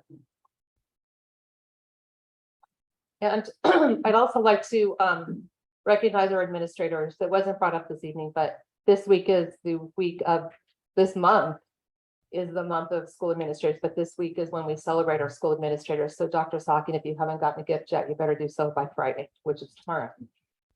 So I'd like to recognize our school administrators because I want everyone to know, I've been a principal as well, that when your teachers are feeling the stress, so are you. And when we hear our teachers crying out and they're tired and exhausted, and when you have a teacher that doesn't want to go and give up her reading program, but you have students that need a teacher, those are the hard decisions you have to make. It's not fun, it's not easy to do, and it stresses everyone out. And I know there's lots of sleepless nights by many people in this room. It doesn't matter if you're a school board member, a teacher, a student, it doesn't matter. There's a lot going on right now. So we're all in this together, and trust me, if I could, I would come and sub, and I would do that if I could. Because we don't have substitutes. It's not that simple to say put an instructional aid in a classroom because you can't find them either. So I think that we just all need to kind of pause and support each other. And I'm going to ask parents, instead of coming up here and always getting comments, get out a pair of scissors and ask the first grade teacher what you can cut out tomorrow when you're at home. And what you can, we have lots of community members, and we have lots of people in this community that are blessed that they could stay home and take care of their children. We have some, and I'm not saying that, I've been a stay-at-home mom too, and that's also a tough job. But you could possibly give up some of your time to cut out some stuff for a first grade teacher. When we say that we're all in this together, be part of the solution and help as much as you can. And men can cut out too. So I can show you if you need some help. So we all can be doing those types of things. You could come and read to a student and read with a student and things like that. So when we're saying that we need to do things as a community, coming up, we're aware we need teachers. We don't need people to pull a yellow card to tell us we need teachers. We're well aware that we need teachers. We don't need that. What we need is to be part of the solution and come and go up to one of the schools and say, what can I do to help? And what do you need from me? And teacher, what do I need to do for you? If everyone in the community would give up 1 hour a week, imagine what we could do together. And that's what needs to happen, because we can't solve this alone.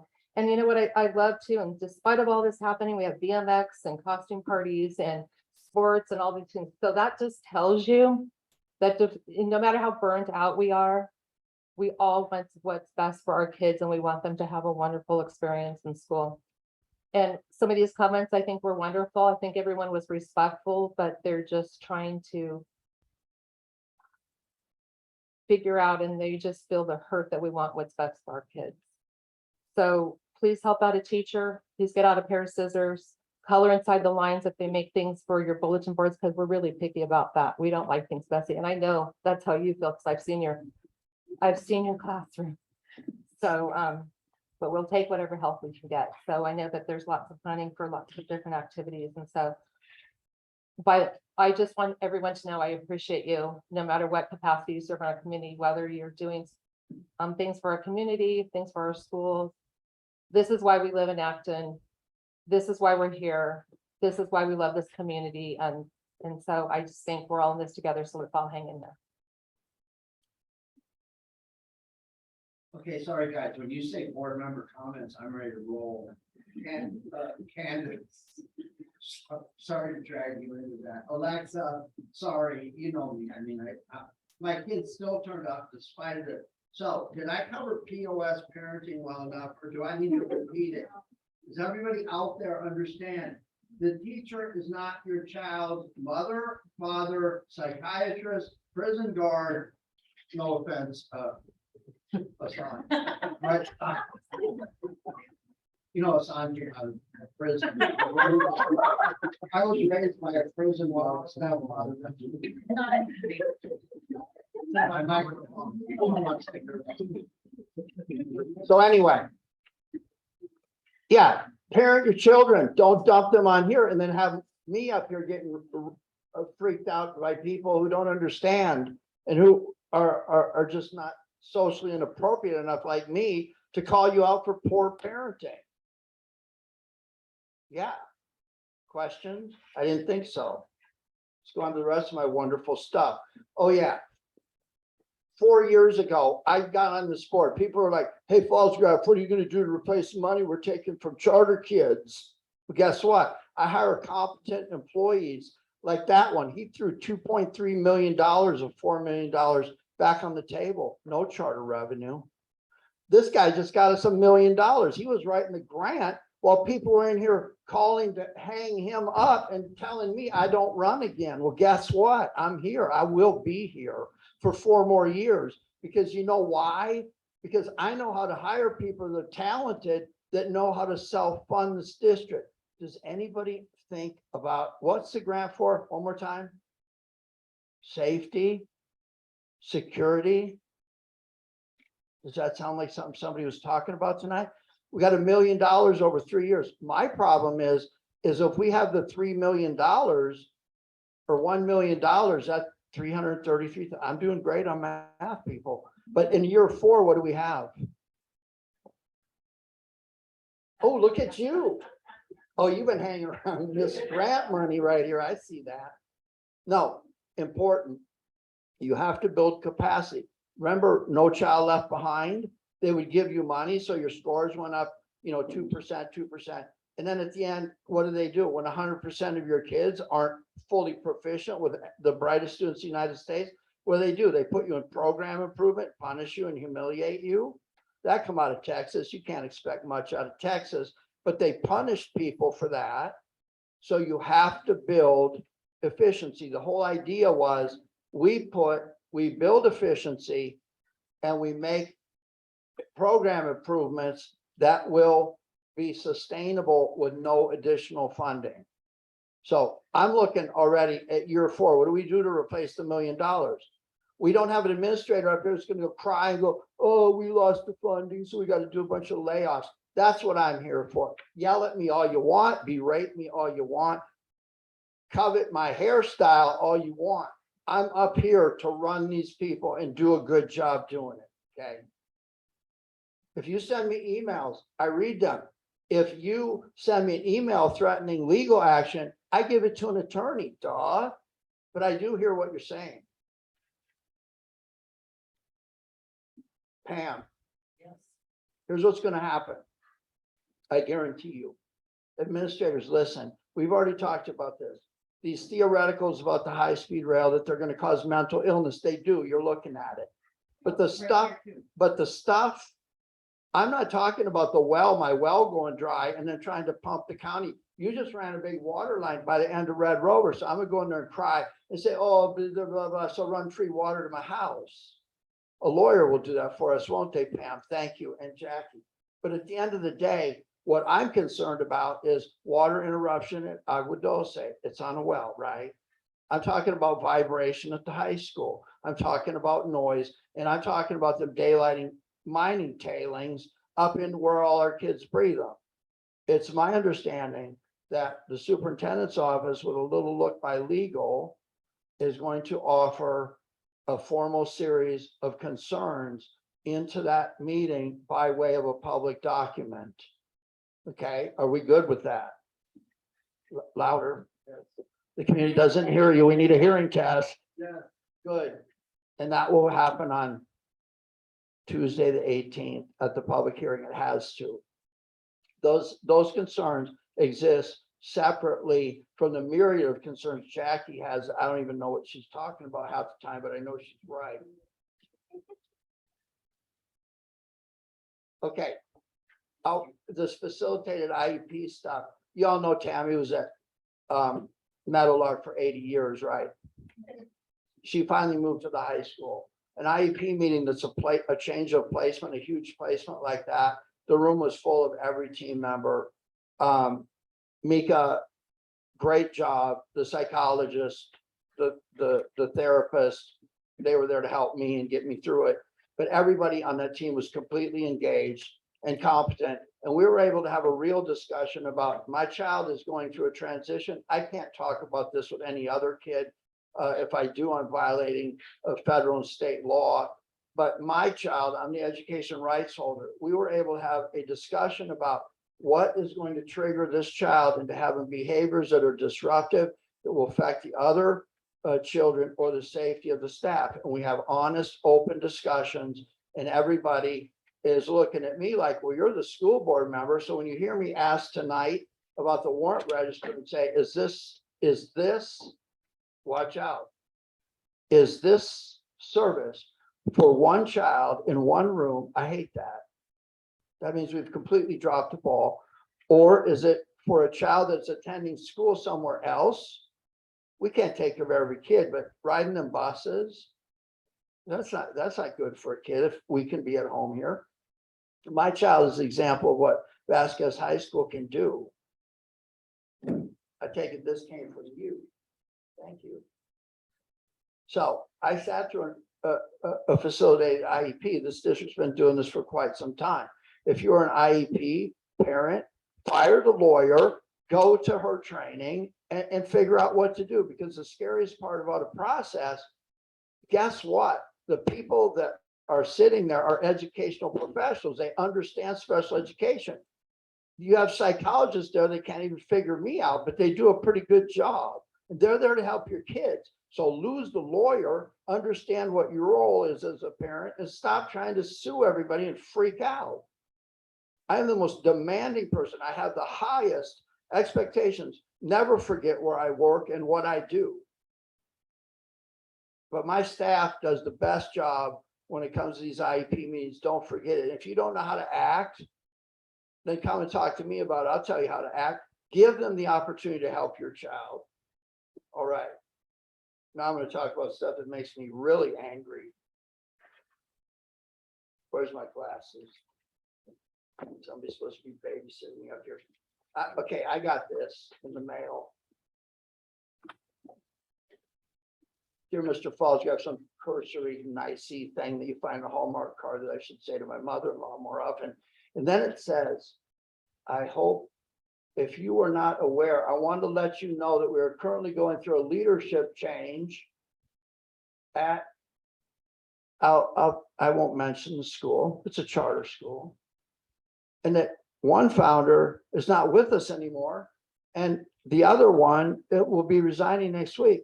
But I want you to know that everything is fine. Signed, Director of Development for some agency. I don't even know who they are. So we're going to talk about the district charter policy tonight. And I'm going to talk about what that means in terms of things like material revisions and what this district is about and all that kind of thing. So if you want to see me get really rowdy, hang out. What else do I have?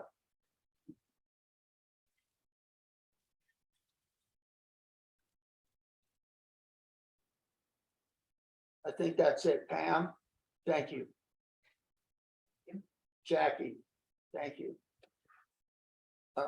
Mr. Jackie, keep her moving. Brianna. I do also want to start off by saying thank you to Pam and Jackie. Jackie, I know everything that you are, I should say I don't know everything that you are doing. From what I do know of what you're doing, I don't know how you do it all. Pam, same to you. I don't know how you do it all, but I see the things that you are getting done for our community. And Jackie, for our baseball fields, and thank you for going the extra 100 miles. Yeah, you are definitely making a difference for kids in our community, and not just kids in our community, but kids in surrounding communities that also take advantage of our beautiful ball fields. So thank you guys so much for what you're doing. Emily, thank you again for being here. I really appreciate your report. I appreciate that you take the time before meetings to gather the information from all of the schools and report back as an entire district student representative. That's very much appreciated. I will be at the field trip tomorrow with my school, but I'm absolutely planning on wearing this shirt on a field trip with my school. So whatever students from Vasquez are going, there will be other purple out there too. And thank you for this. I can't wait to wear it. This is what embodies our district. Small town, big pride. And it is Mustang Nation, but it's also Acton Agua Dulce, and that's what we're all about. So we do have big pride in our schools. So thank you very much. Brody, I don't think I've ever been to a basketball game at Vasquez, but I'm gonna try my hardest. I don't know if I'll be at the November 15th one because that's Carter's birthday, but I will make as many games as I can. I can't wait to watch you play. I can't wait to watch your senior season. So thank you for being here and thank you for inviting us. And I've been able to watch you grow up, and you are such an awesome young man. So thank you for just being Brody Villasenor. I was able to attend all of the volleyball games that were at our beautiful Vasquez gym. It's always a treat to go there, and I feel so much pride when we get to walk in and all of the schools in the valley, including California City, Challenger, Night Prep, Soar Prep, High Desert, to watch all of the teams in there sharing the gym, and watching that junior high volleyball is really exciting. I know I've said it before, but that's the place to be. Those volleyball games are seriously exciting. So congratulations to both High Desert boys and girls volleyball for going undefeated the whole season. That is huge. I'm loving what's happening at High Desert with their sports. I learned at that volleyball championship that High Desert not only has the 5 sports that we have had, we are also, I believe, is it public knowledge about? Okay, so I believe we're starting flag football. And then I also saw their pep squad that was started by the Booster Club president. And they are so fun to watch. And that really gets the kids that are not ready to play the sport, but want to cheer on their team and want to be there and support. They were so loud and they were so cute. I'm actually trying to copy High Desert out at the school that I work at. So when our school shows up with a pep squad, that's going to be because of High Desert and because of High Desert's Booster Club, and how awesome those kids were in all of their green with their crazy green pom-poms. So you are a school to watch. So that was very exciting. Vasquez football celebrated Staff Appreciation Night last week. Tomorrow night will be at the Pink game. And then the following Friday is going to be senior night. I'm really looking forward to senior night. It was really fun to watch the staff be honored at the Staff Appreciation. Looking forward to the home game tomorrow night, and then honoring all the seniors. They have a huge team this year, so their rough season is still really fun to watch. So if you can get out there, come hang out with us at football. Now into other not quite as fun things. I've said it before in a board meeting. When I hear we have to do this because the board said, we have to do this because the board said, my kid has to do this because the board said. If it's not voted on here, there's only certain things that we can vote on back there. And we are not allowed to talk outside of meetings. And we're not allowed to have group discussions outside of meetings. So the board said, if it's not said in an open meeting, it's probably not the board that's saying it, or that's implementing it, or that's giving a directive. That's not the board's job to give directives to parents, to students, or to staff. That's not our job. So if somebody's telling you the board said, the board didn't say.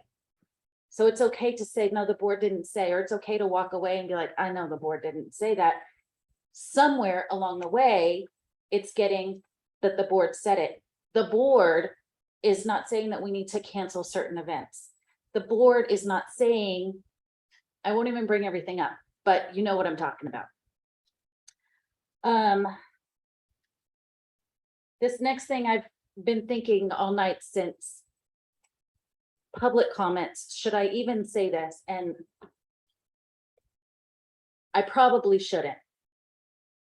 But if I had a GoPro and a YouTube channel, this is when I would turn it on.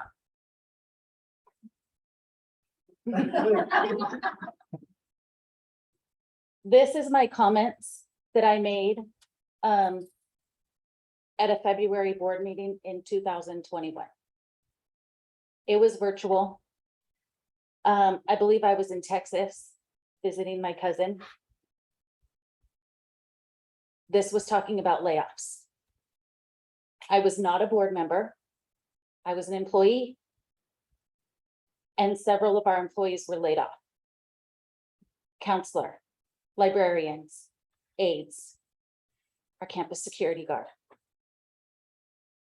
In here, it says,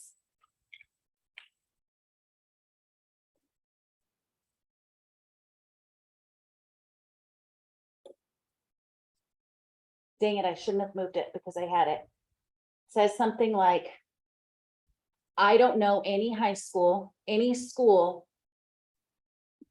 that's going to operate without a security guard.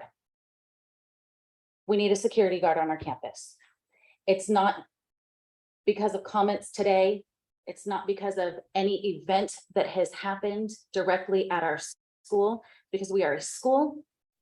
Our kids are our most precious commodity, and we need to keep them safe, and we need somebody there to keep them safe.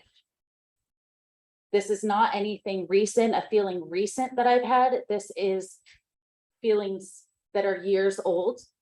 I still have the same feeling about our librarians, our security guards, our staff on campuses. We need those people in our campus. We need those people supporting our students. We need those people supporting our other staff members. So I just wanted to share my feelings on the subject. As far as the SOAR program, it looks like all of the metal art, most of the metal art teachers have left, but they're all back there.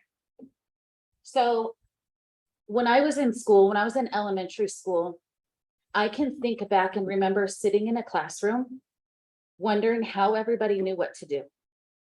How did they know? Like, oh, they're all putting their books away. How do they know that? Oh, how do they? I saw them doing the project where you take the clay and you build the California and you make the mountain ranges and all that. I know they still do that. My kids have done it. I remember sitting there doing that and I was like, I don't know. And I just patted the clay and made some stuff. And that was that, because I had no clue what was going on in the classroom. I remember that I had to sit in this room all by myself.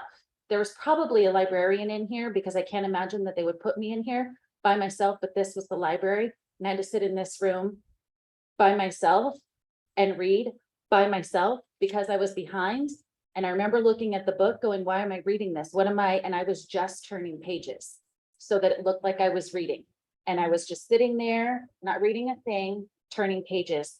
And then I would have to go in these classrooms. Do you guys know what these classrooms were? I was in 4th grade and I'd have to go sit in the kindergarten class because I was naughty. Then I'd have to go in there. That was Mrs. Gonder's office. And I was naughty because I wouldn't read, and I'd have to go sit in the principal's office. And then I was benched at lunch. And I'd sit with my bus driver because she was the benching lady. We'd actually have to sit out on the kindergarten playground out here. And I sat with her and she'd be like, Brianna, I know you're smart. Why aren't you doing your work? Like, I don't know what work to do. I don't know what I'm doing here. That said, if I had had a Mrs. Palacios when I was here at Acton School, and if we had programs like this when I was here at Acton School, I probably wouldn't have had to do 4th grade 2 times. That said, we're here for all children. This board and this district and these teachers and everybody, we're here for all children. I cannot imagine what it's like to sit in a 5th grade class right now. I can't imagine what it would be like to have my kids sit in a 5th grade class right now. So we are here for all children. My hope And I want to say demands, and that's the wrong word, but that's how I feel, is that we get our 5th grade to where it needs to be as fast as it needs to be and keep our SOAR program. Do what we need to do in 5th grade and as quickly as we can bring our SOAR program back to what it's doing, because she is doing amazing things and Meadowlark is doing amazing things. And if everybody had what Meadowlark has with their SOAR program, we wouldn't be where we are with the 5th grade classes. So we need to spread out the incredible things that is Mrs. Palacios and get our 5th graders on track and back where we need them to be, and then come back and continue our amazing work at Meadowlark, because we're here for all kids, all of them. I think that's it. Yeah. Okay. Okay, Alexa, first for you, congratulations again. We're looking forward to get back. What time school start on Monday? Make sure she gets a notice that her class starts at like 7:40 or something. Okay, the 17th. Okay, fine, good. Amy, I owe you an apology. That's it, I did it again. Emily, I owe you an apology. I called you Amy before and I just did it again. And my apologies for that. I'm gonna write it on my minute notes so that I don't forget that. I apologize for that. But great reporting, and I really appreciate that. One thing is make sure you turn your mic on so that everybody on Zoom can hear you too and speak into the mic, because we want everybody to hear your great reporting. I really appreciate it. Thanks. All right, I'm going to move down my little list here. I've been making notes as we go along, and I'm going to move on to good news first. All right, so today I was prepping to come to the meeting today, and I got a letter from LACO, and it was addressed to me as the board president, and it has to do with the exceptional work of our Mr. Hassan Mirza and his financial staff with the direction of our district staff. And it says, pursuant to Education Ed Code sections 1240B and 42100, the Los Angeles County Superintendent of Schools has completed our review of Acton Agua Dulce Unified School District unaudited actuals for fiscal year 21-22, and the financial information has been forwarded to the California Department of Education. We wish to express our appreciation to the district staff for their cooperation during our review of the district's unaudited actuals for fiscal year 21-22. And if there should be any further assistance, to contact them. Signed, Ms. Hoyt Yee. And it's copied to Dr. Zahakian, Mr. Mirza. And this is another key element about our district, under the direction of Mr. Business Office with Mr. Mirza, that his staff, everyone is working, and the county knows that the directions and some of the decisions that we make, along with what Mr. Fallsgraf said about being accountable for what we do and looking 3 years out to the future to protect our students, to protect our programs, that a lot of this behind the scenes stuff is a lot of arduous work. And so, Mr. Mirza, congratulations and thank you again for your staff, and make sure you pass it on to them for doing that good work with LACO. All right, now, with the discussions about the 5th grade class, the gentleman to my right here, Dr. Sahakian, and I have spoken on multiple occasions, and I have interacted with him from my experience as a teacher and my dean of students when I helped with teacher assignments. And all of the questions and concerns that were expressed to here by the teachers, by the parents, and by the students are totally valid. Absolutely, without a doubt. And every board member here listens and hears what you say. When I'm sitting here talking, you have the cards here, I'm taking notes as you bring things to my attention. Some things I've heard this before and I'm aware of it, but some things are new, and I'm writing them down, and I pass them immediately to my right to Dr. Zahakian, because he knows that we're going to talk about this again, about what we're doing, how we're moving forward, how we're trying to address the unique things that we have. I've said in the past that our district is not unique, but we are special. We have the same challenges as every other district in the state of California. Every district, and I look through the PAR report, we have 4 open positions that we've been advertising to trying to get somebody to fill at the middle school. We have 2 at the high school. We are competing for qualified credentialed teachers, just like all the other districts. We have challenges to get it. People can't afford to live here. They don't want to commute to the distance that it takes. All of these things come into play. But once they get here and they realize how special our district is, the wonderful children that we have, all of the things that are available to a teacher, and I speak from experience. I came here in 2000 and I stayed for 18 years. I looked twice in that 18 years for another site just to see what was out there. And nope, I'm not going. I'm staying right here. I enjoyed my colleagues. I enjoyed the organization. I enjoyed the school. I enjoyed my students and the parent support that I had as a teacher. Echoing what Ms. Jensen said about what my parents, I enjoyed tons of support, and I know our teachers get a lot of support from their parents. We are going through some extraordinary times, and I say it again, we don't, like Brianna said, we don't really direct anything. We talk to this gentleman here and we pass on, and then they come to us when there's something that they want an approval, and I'd like to try this, I'd like to do that. But 80% of it is the creativity and the knowledge that you've brought to the district, the grants, the creative, the new programs, the things that he's trying to do for our staff. It takes time. We can't ice the cake yet because it's not in the oven. We're still mixing it. And we're working hard to do that. We've asked for patience from our parents during COVID. We've asked for patience from our staff during COVID. The students had the hardest time adjusting with patience because students don't have it. They want to do everything right now. And you as parents and we as adults know that. So when I hear comments and I hear things about, I hope that you're hearing us, I can guarantee you without a doubt that we hear what you say. And I appreciate what you say.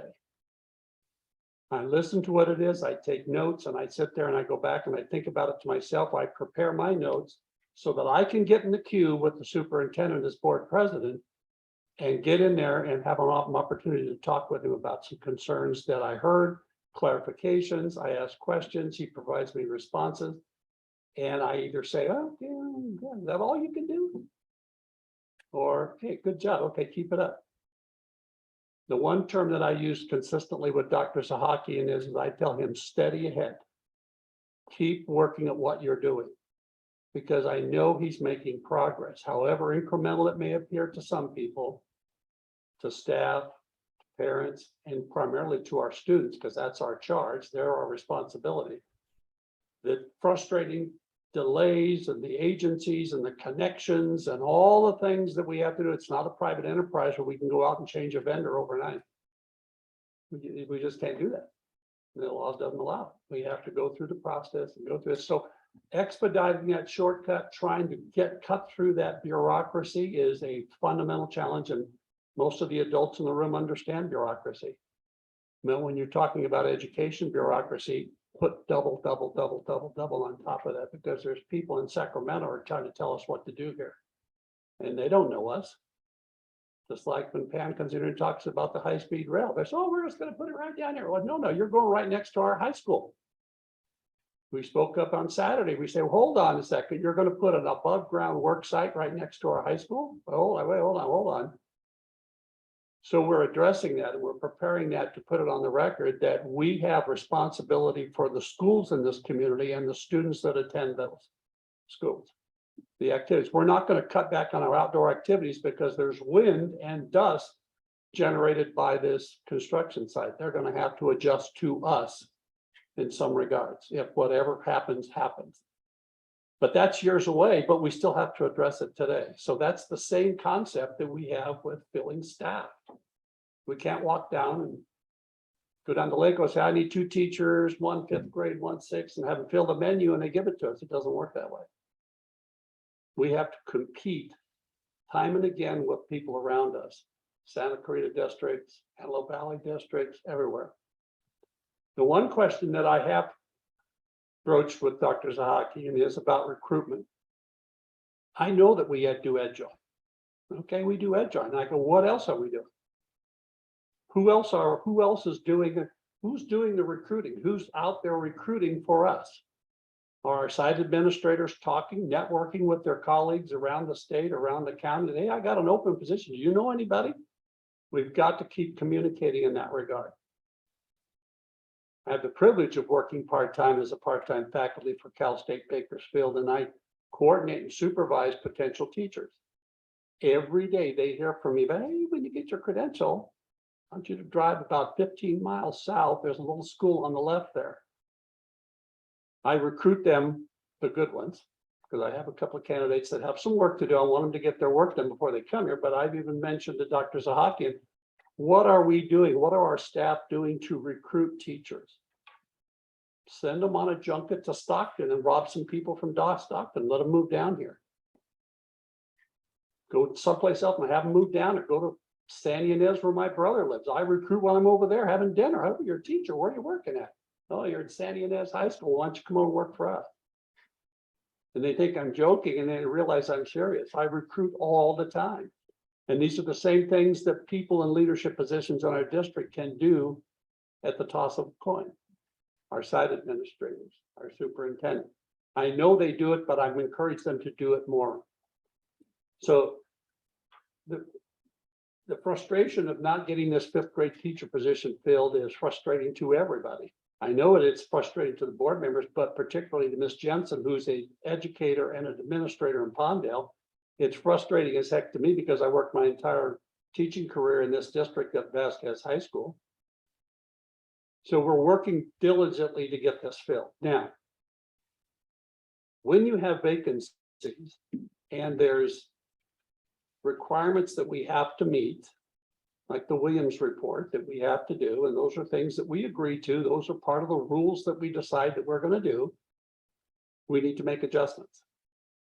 I got called from my class to cover another class frequently during my 18 years. Sometimes I liked it, sometimes I didn't. But then I finally figured out that, you know what, I told my students, hey, I'm not going to be here today because I'm going over here to cover that class. But I let them know why I was going there so that they weren't fair. I was coming back. I might be gone for a day or I might have to cover a class for 3 days until they got a sub in, but I would come back. But I left all my work for the class, so it continued. I, like many of my colleagues in this district, because we have some exceptional teachers in this district. We have some teachers that are still growing to be really good teachers. We have some toys, like Miss Alette, that I didn't want substitutes in my classroom. No. Who you send it to my, now forget it. I'll cancel my doctor's appointment and I'll stay in the class.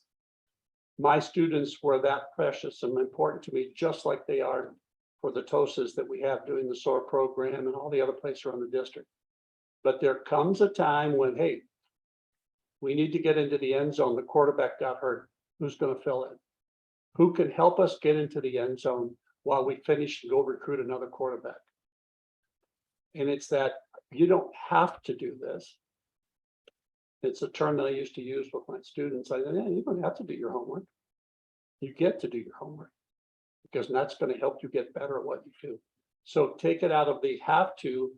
I get to go over here and help these people out with my expertise. However you want to dialogue it to whatever level of grade level that we're talking to, I get to go over here and help them out and I'll be back.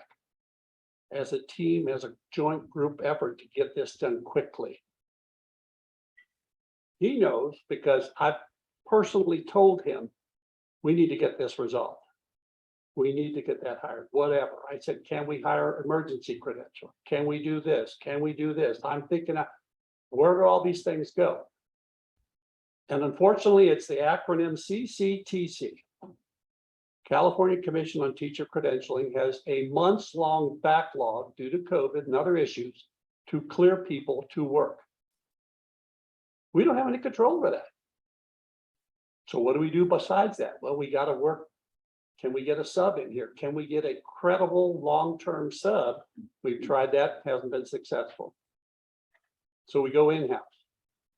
I specifically asked Dr. Zahakian last week, and I said, well, then our admin's got to get out of their office and go in the classroom. It's their site. They help cover. They're part of the recovery program, not just the teachers. They were teachers. And I thought, when I was dean of students, I covered classes several times. We couldn't get us, okay, I'll take it. I stayed late to finish my admin work after I finished the classroom work. That's all about coming together. And that's the special part about this district. We are small enough that we can do that without sacrificing with any permanent damage to programs that we have, like SOAR and reading at the early stages of our kids coming into our district. We all need to pull our belts a little tighter and get through this element. There is no disrespect from anybody on this school board or in this district office going out to our certificated staff. If I hear, see, or come convinced of that, I'm going to be the first one booting them out the door. I appreciate wholeheartedly the hard work that teachers do. Did it for 18 years. During that 18 years, I coached 3 sports and was athletic director, and I was ASB advisor. I went home at 9 o'clock at night almost every day. It's part of the job. It's what I signed up for to do. I wasn't doing it to get rich. I was doing it because I was making an impact on the students that I had contact with. And I know that's what our elementary teachers at Meadowlark are doing. They are exceptional teachers. Exceptional beyond a doubt. But we're asking for assistance. I can't say, well, no, I'm not going because you're on your own. We're in this together because it's not about us adults in the room, it's about the children in the classroom. So rest assured, please, as best you can, we are working diligently to get this 5th grade position resolved with a good teacher. Yeah, we've had turnovers like crazy here. We've had principal. I had multiple principals. And I kept like, what the heck is going on? People come to Vasquez, come to Meadowlark, come to High Desert, come to this small community from a big district, from a big community where they had 3 assistants and all, and they come in, oh, no, you're by yourself, you gotta do it all. Hold on, okay. They're just not ready for our rural community, our special community. So that takes time for them to acclimate, get ready. We're doing our best to recruit, we're doing our best to talk to people. And we're working hard at that. So I, along with every board member here, Dr. Zahakian, Kim Shaw, Mr. Hassan Mirza, we all respect our teachers. When I hear people, not respecting, I don't like that because that's not true. If I don't like you, that's one thing, but I respect you because I understand what you're required and what we're asking you to do in the teacher, in the classroom for our students. So respect is never in doubt. When we have tough decisions to make, we make them, and that's really frustrating. Comments back. People say, well, you don't respond to us. Well, during public comments, that's precisely what the Brown Act says. We are here to listen, not to talk back. We're here to listen to what you say, take notes, put it in our head, and then we talk about it when we talk about it with the superintendent. I can't come out and talk to you about that.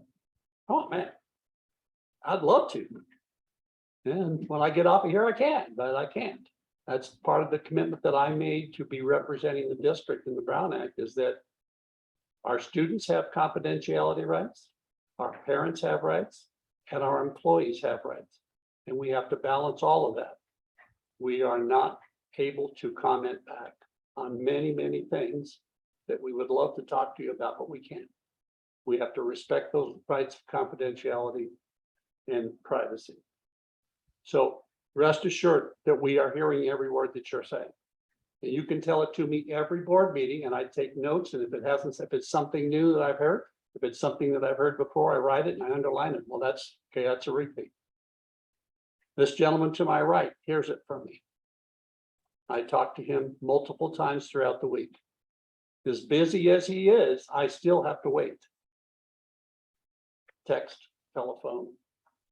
And getting past his guard outside, Miss McCauley, that I kind of try to sneak in the back door. And then once I get, I only need about 20 minutes, and an hour later, I'm walking out the door, because once you get your hands on the, got to hang on to it until you get everything resolved. Bodie, white t-shirt. So you're telling me I can wear my 2006 basketball white t-shirt, right? Okay, man.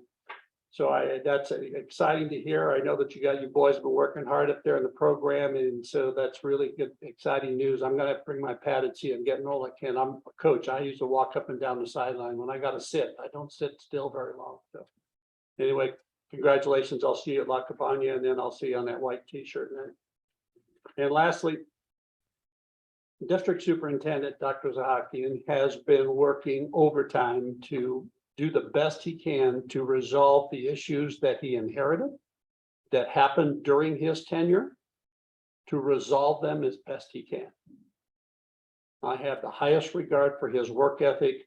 I sometimes think, tell him no. You know, he's trying to be nice. Okay, you gotta stop being nice sometimes to some of these agencies and these people from outside that are trying to tell our community how to do things. He has the focus of our students, parents, employees, and he's doing his best. And the results are showing with the new programs that he's introduced to the program. He's got through the grants that he's coordinating with and the things that he's doing. His plate is full. And one last comparison from his predecessor of 2 times ago. When I was at a president, I went into the superintendent's office and I walked in and had a private meeting with him, and his desk looked like it was a showroom model. There was not a piece of paper on the desk. That was the superintendent's mode operandi. Well, it's all in his head. If you have the occasion to visit Dr. Zahakian's office, it's got them lined down here, all these things that are in process. It's not 1 or 2, it might be multiple.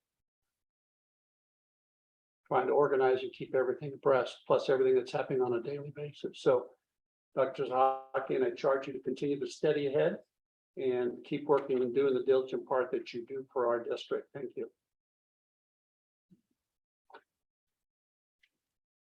Item 9A, consent agenda. The consent agenda includes items 9B, C, D, E, and F. I'll read those out for you. 9B is the minutes of the regular board meeting of August 25th, 2022. 9C is the regular board meeting minutes from September 27th, 2022. 9D is the warrant register.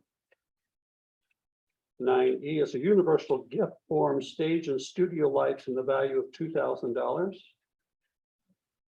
And 9F is a universal gift form donation of 30 backpacks and school supplies, approximate value $1,500. Do I have a motion to consider? Kelly Jensen, so moved. Kelly? I'll second. Brianna will second. Okay. Dr. Zahakian. Yeah, Dr. Zahakian first.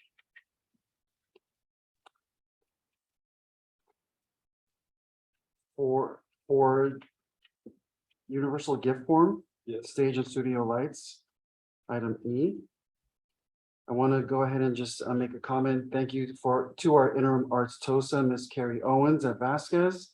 We thank you for your due diligence and wearing multiple hats. This was a donation, a gift to Vasquez from Mr. Greg Smith, $2,000 stage lights for Vasquez High School for future musical productions. So thank you for that donation. In addition, want to thank item F, universal gift form for the 30 backpacks.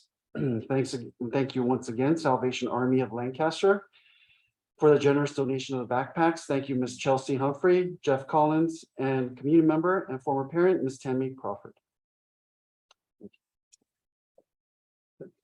Board member discussion. No, just thank you for the donations. And once again, thank you for partnering, because I know that lots of times our community gets forgotten when it's things like free backpacks. So that's a big deal, because Antelope Valley has such a high need. So there you go again. Thank you for reaching out. President, I want to pull a warrant register off the consent calendar and vote on it separately after discussion. Okay. The donations are awesome. It's always much appreciated. So thank you for the donation. I only have a couple of things on the the studio lights, I know that I talked to Miss Owens, she was a teacher right next to mine for many years, and I kept banging on the, okay, hold it down. She was getting so excited with her English class and the literature and all the plays that she didn't have a stage. Now she's helping us do play production at the high school, and I look forward, this lights is gonna be awesome. That she has an indoor stage and an outdoor stage. So I remember Miss Roberts was when we were at the old campus, and she was on the ROP program, and we were building stages out on the kid. The kids are gonna have a great time doing some actual play production along with some other things of arts and things. That's really great. The backpacks, do you have an opportunity when we'll be able to distribute those to the students? Yes, my office is working on that, reaching out to the school sites, and based on need, we'll make it as discreet as possible. But identifying students that would have some huge benefit from the school supplies and backpacks. Thank you. Okay, and then my last comment is on the, I mean, that's separate. Can't do that, Jim. All right, so we pulled the warrant register, and we'll be voting on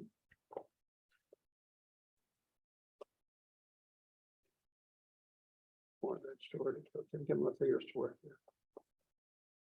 9D will be pulled, so we're pulling these. We're voting on the consent calendar for items B, C, E, and F. Call the question.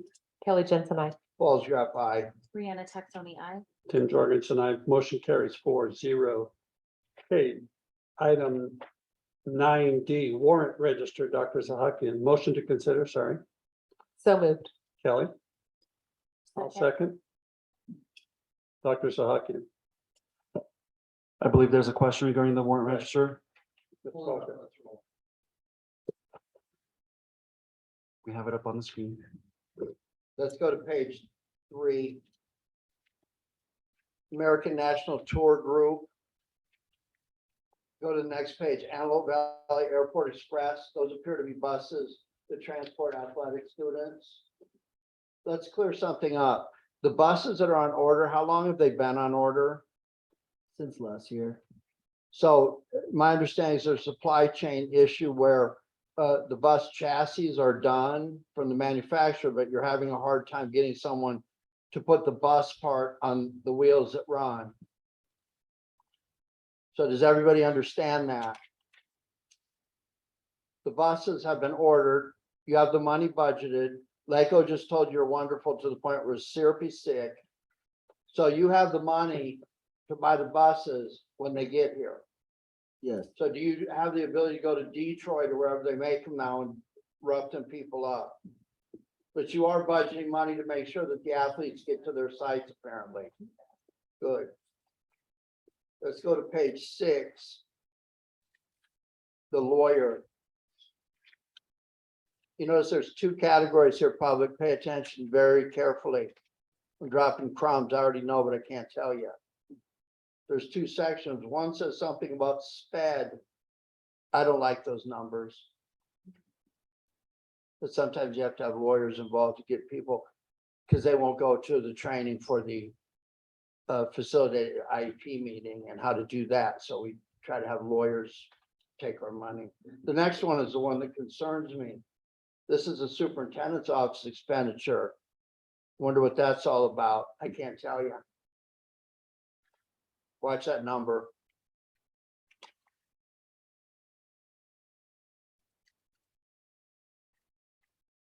If you sue me, I might have to tell you. Go to page 12. Department of Justice. That's not a due process filing fee, is it? Good, because when you see one of those, there's usually 125,000 or 250,000 later on.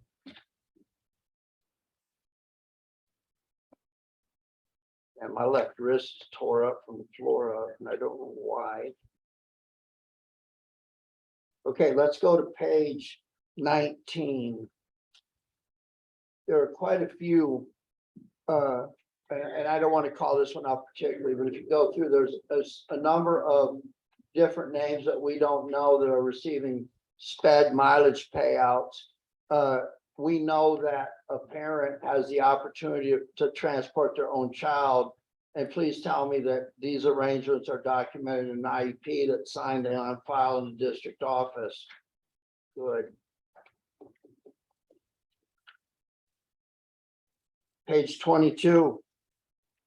Southwest Carpenters Training Fund, that appears to be half the payment of the annual fee to get the Carpenters Union CTE program going.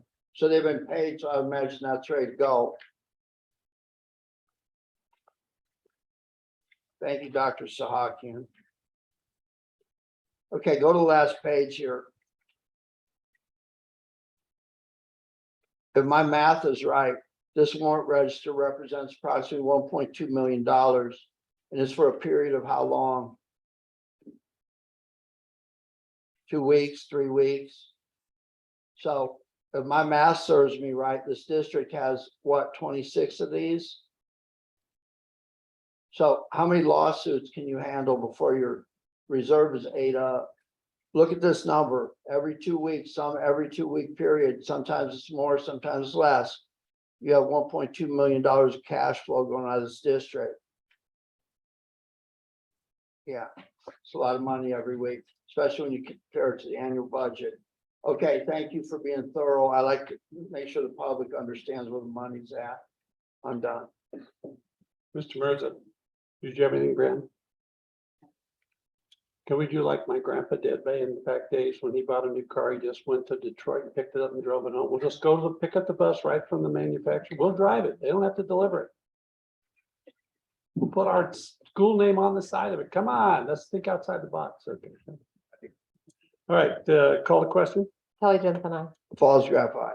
Brianna Texoni, I. Tim Jorgensen, aye. Motion carries 4-0. All right, moving on to number 10A, Personnel Action Report. Motion to consider. So moved. I'll Kelly. second. Brianna. Dr. Zahaki.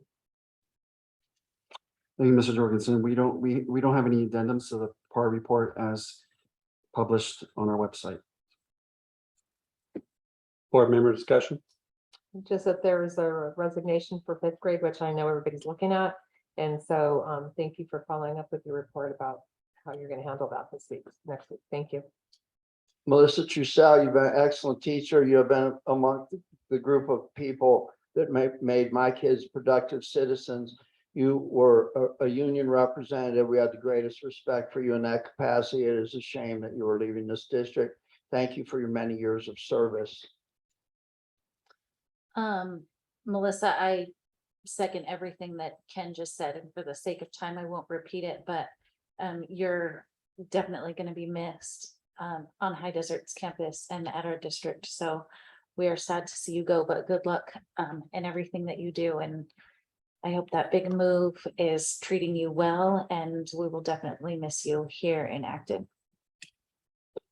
Melissa, it was a pleasure working with you on ADA when you and Michelle and I would go out and do all those fun things and go to all those trainings and raise heck and advocate and all that. It was just awesome. And you were terrific. I know you're a great teacher, but really Long Beach, San Pedro, you're moving down there.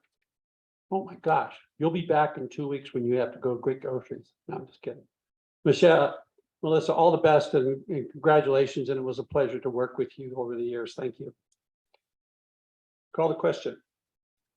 Kelly Jensen, I. Falls Graph Aye. Brianna Texoni, I. Tim Jorgensen, I. Motion carries 4-0. Tim, point of order. What? I move that we extend the board meeting to 11 p.m. I'll second. Call the question. Kelly Jensen, I. Falls Graph Aye. Brianna Texoni, I. Tim Jorgensen, I. Motion carries. Will be extended to, if needed, 11 p.m. 10B, Williams lawsuit settlement first quarter report 2022-23. Doctors, motion to consider. Kelly Jensen, so Kelly, moved. I'll second. Brianna, Dr. Zahaki. Thank you. We do have one filing at this time for first quarter. First quarter covers July 1st through end of September. One finding for teacher vacancy category. Teacher vacancy at High Desert, as we know. And I just shared my superintendent report, the interim plan to remedy the situation. Thank you. Board member discussion. Clarify this for me. So the county is going to come in, there's going to be a finding. We know that there's a teacher position that has been filled over the arbitrary amount of time. Who's going to prison? Who's going to take away their birthday. This is serious stuff, but it's factual stuff. It's a remedy. It's a means of letting the county know. You think we're the only district that will have a Williams finding over a teacher shortage this district? Absolutely I'm not. not trying to minimize it, but those are the facts. Thank you. Call the question. Kelly Jensen, I. Falls gratified. Brianna Tuxoni, I. Tim Jorgensen, I. The motion carries 4-0. Educational Services 11.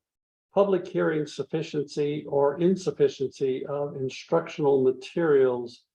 I'm going to open this public hearing at 9:57. The public hearing must be held within 8 weeks of the start of the school. Education Code Section 60119 requires local governing boards to hold an annual public hearing and adopt a resolution stating whether each pupil in the district has sufficient textbooks or instructional materials in specified subjects. The instructional materials must be aligned to the academic content standards under Education Code 60605 and 60605.8 and consistent with the content and cycles of the curriculum framework adopted by the State Board of Education.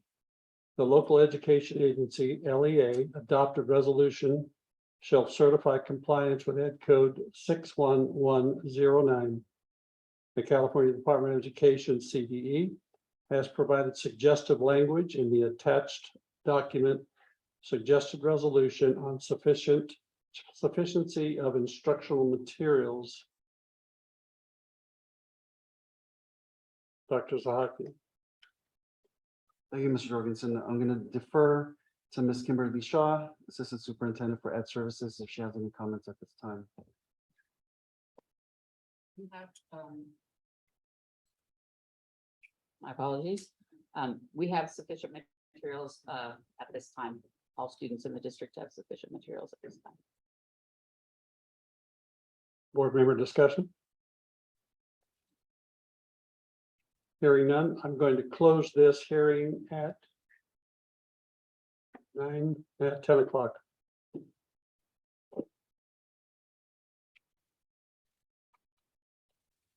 Business Services, 12A, School Mint Professional Development. Motion to consider. I'll move. Ken, I'll second. who is that? Brianna? Brianna. Brianna. Dr. Zahaki. Thank you, Mr. Jorgensen. Back in spring, we did have a contract with School Mint to provide an audit assessment of our customer service to our parent community. Both the assessment was conducted not only at our school sites, but at the district office as well. Based on that, we are looking to move forward with a contract and the budget source out of ESSER 3 funding to provide professional development on customer care and customer service, which could include things such as how to heighten certain things that we already do well, such as our school tours, video tours for potential parents. What are we looking at to enhance in terms of our customer care, timely feedback, timely response time for our parent community and so forth. So this will provide a professional opportunity, professional development opportunity for those that are interfacing with our community and our public on a daily basis, including the DO. Thank you. Board member discussion. Coming down to me. This is one of the items that turns into a get to. In other words, I don't have to do all this stuff. I don't have to talk to disgruntled parents when they come into the front of the office or when they come to the front of the district. We up the game, said I get to do that. I'll handle it. I get to do that. That's public service, that's community service, that's legitimate service, responding, listening to what our students and our parents are saying so that we can filter it to the appropriate staff person, whether that be at the site or at the district office. We've all walked into some place, some business in the counter, and the person on the other side of the counter, really? Because we have that expectation of service. Well, we're in the education business, teaching our kids, and if we have parents that have kids in our community or parents that want to enroll their kids in our community, we need to be receptive to their concerns and their interests and be able to respond back to them. And that's frontline people.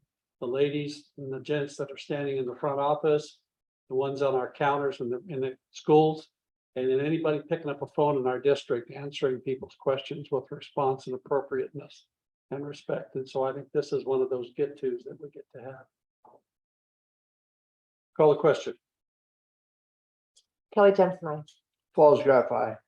Brianna Texoni, aye. Tim Jorgensen, and the motion carries 4-0. 12B. Enroll hand services agreement, motion to consider. Kelly Jensen, so moved. Kelly. I'll second. Dr. Zahakian.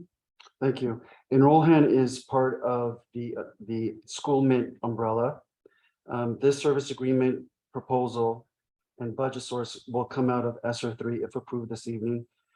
As part of our marketing and branding efforts for the district as a whole, this will provide additional support, services, technical experience, technical lens by the School Mint representatives to provide us here at the district office who are tasked with branding and marketing, which includes me, IT, Ms. McCauley, and I have to confess, I've been a public educator for 29 years. I don't have a marketing degree. And we're all doing the best that we possibly can, and we've made some great strides in the past school year with the signature programs and our website and our online enrollment feature. So we've moved the needle. However, this component will actually push us a step further with the marketing and branding for the district with a professional lens and expertise in terms of professional development. Thank you. Board member discussion. All I have to say is that I think this is great because I think we really just want to highlight the great programs that we have as well. So this also gives us an opportunity to highlight through social media and just make it very professional looking, correct? Yes, thank you, Ms. Jensen, for that. And I do apologize to the community. I did mention the whole social media piece and how to enhance that and make it, more prominent for our community and for those prospective parents outside of our community. So I think that will help with some of the, communication as well in a different way using social media, correct? Thank you. Okay. Good. I just want to clarify what capitalized on what Ms. Jensen said. Is this a social media for our parents and future parents? In pecking order, our parents come first. Absolutely. New parents, prospective parents. Yeah, you can join the fold, but guess what? This is the unique group of people that you get to be a part of. So we want to make sure that our current parents, they get the first look, first touch, first this, first that, and then we, at the same time, we blend that to offer to other qualified, highly sought after parents and community members that want to come and get a great education. So yeah. Call the question. Kelly Jensen, I. Falls Graph, aye. Brianna Texoni, aye. Tim Jorgensen, aye. The motion carries 4-0. 12C, Acton Agua Dulce Unified School District Charter Policy. Motion to consider. Kelly Jensen, so moved. Kelly, I'll second. Brianna, Dr. Zahakian. Thank you. For the charter policy, we had our first read at our September meeting. Red line versions were provided in terms of identifying what changes are being recommended by the state for the charter policy revision. If there are any questions, we do have our Director of Charter Services online, Ms. Pattison, if there are any questions by the board for this item. Thank you. I have a couple of things. So after we approve the policy, is it shared with our charters? Are they familiar with all the redlining? Because there's quite a few redlining. Yes, they are, and I will defer to Ms. Pattison to go ahead and confirm my response. Alex, thank you. Good evening, board and Dr. Sahakian. This is Ms. Pattison, Director of Charter Services. As soon as the policy is approved, we will actually be sending a copy of that to the state auditor, and we will also send that out to our charters so that they are aware of what our charter policy is, that it has been approved. Okay, my next question is on page 17. So if there's change in management at a charter, does that warrant a materials revision?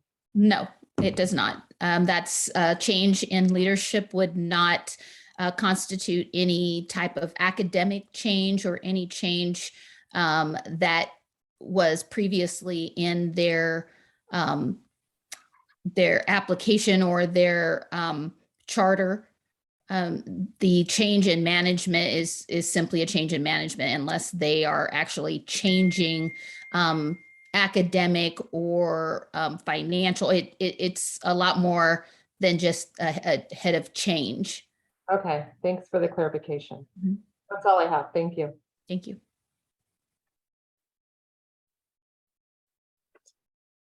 Okay. I take it legal has looked this over. Yes. The last meeting, the first reading of this, I asked that the charters be encouraged to come forward and provide any input. Did you receive any input from any charter? No, I've not received any input from any charter.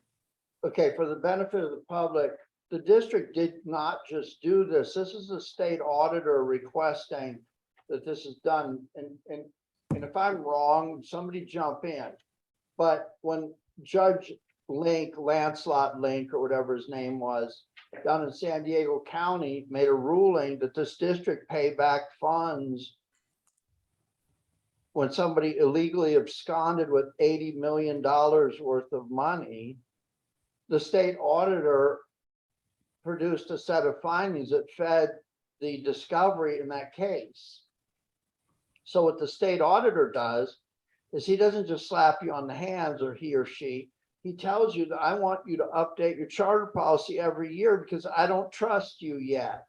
Would that be accurate? Yeah. We have received. Ms. Patterson, I'll call on you when I need you. Okay. This is superintendent level stuff now. This is lawyer level stuff now.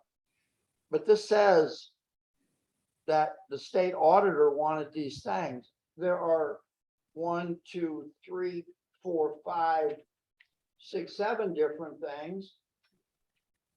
And one of them says, the second one says, to ensure compliance with state law, Acton Agua Dulce Unified should immediately establish a procedure to periodically review and update its charter school policy to include all of the requirements of state law, of which the 1200 series was changed last year significantly. That's why we're doing this. The state requires that we do it so we don't fall back in the pattern of collecting revenue by way of oversight. And there's no reason to do that anymore. I do want to have a discussion at some point about the number of students it actually takes to feed the payroll. I want to know the drop dead number of students in this district it takes to self-fund. And I'm a little bit off track here, but if I save money from my paycheck and put it in a savings account and then suddenly start freaking out and overspend my paycheck and start dipping into my funding, that's called deficit spending. And pretty soon you don't have a bank account. You know, them jet skis and dirt bikes that we bought suddenly become very expensive when you're trying to put food in your kid's mouth. So tell me about deficit spending. Does the county trigger on deficit spending? Regardless of how much money in the bank, you're saying this year you do not have the number of kids it takes to self-fund. Would somebody please put that on the agenda?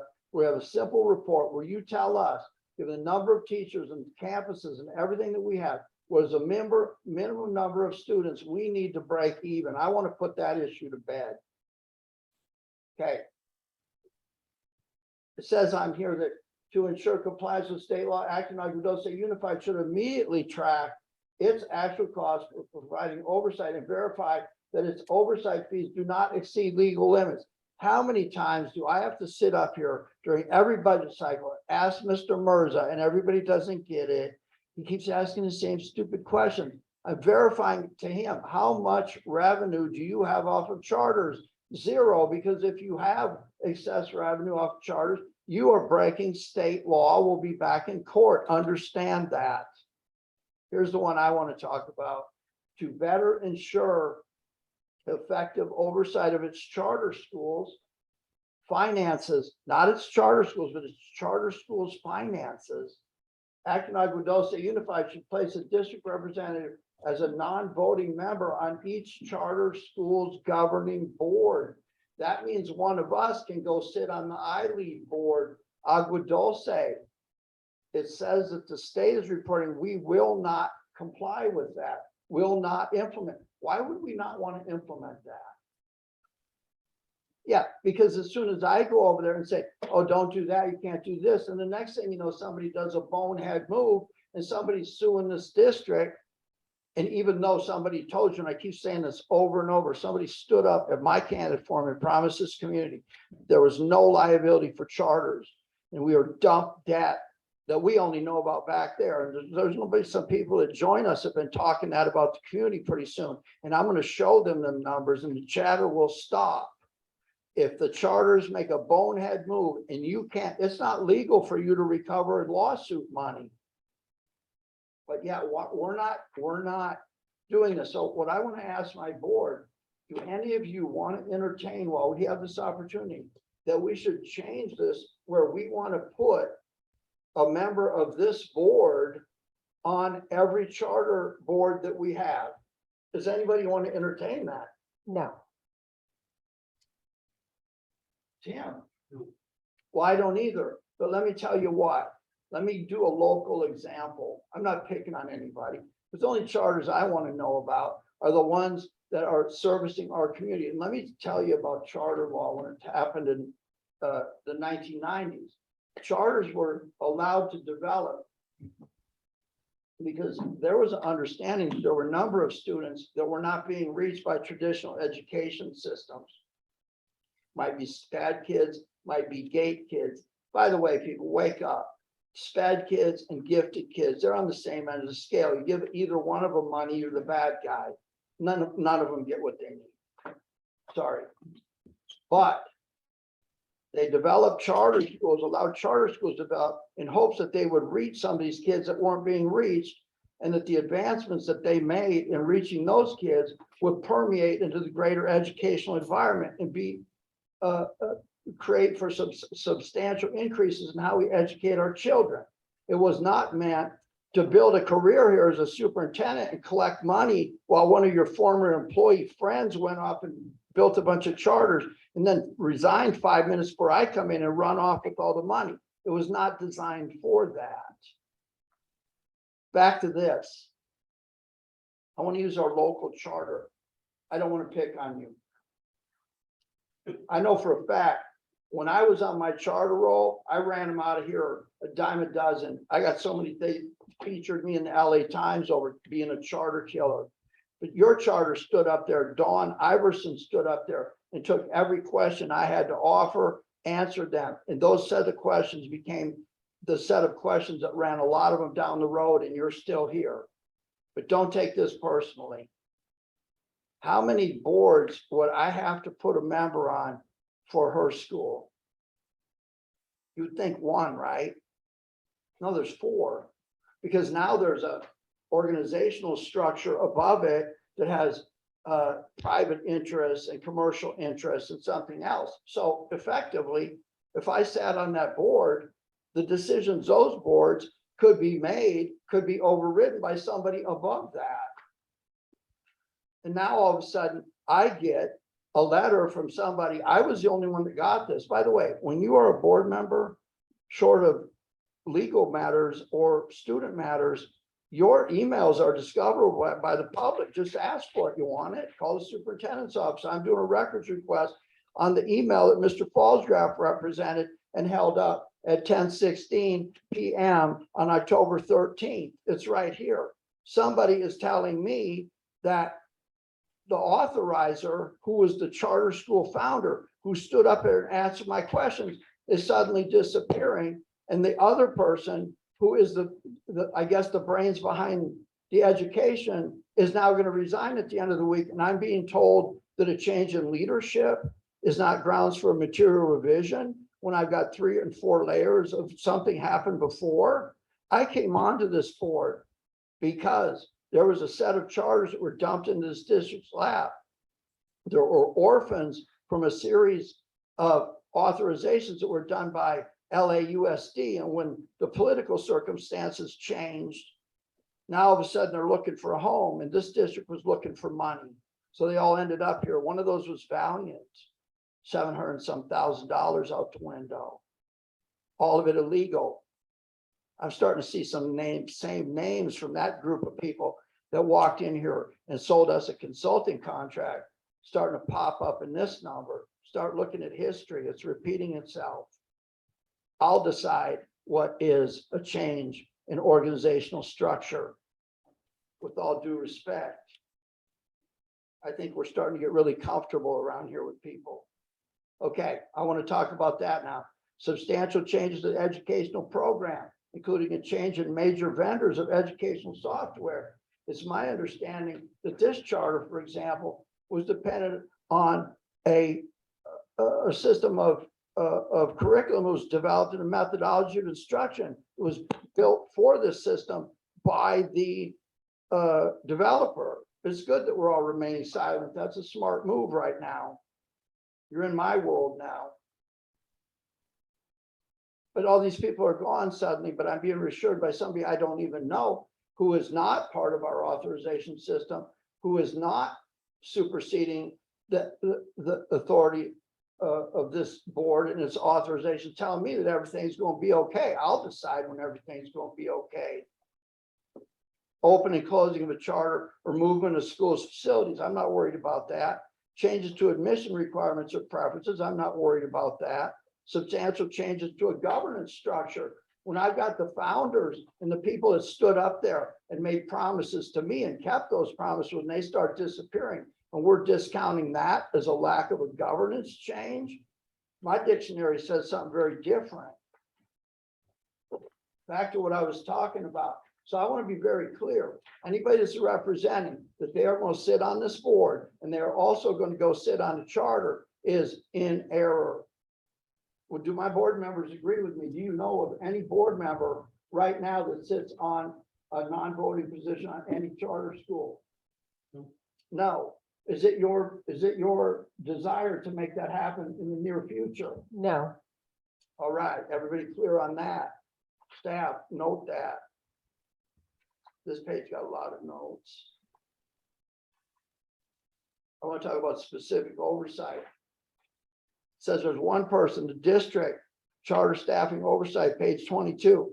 The district maintains a staff position dedicated to charter school oversight, currently titled Director of Charter Schools. These are the promises that this district is making to the state auditor. Position title may vary, but the district will maintain a staff position with primary responsibility of non-financial oversight. That's Shay. But then there's one. Next one, the district's chief business official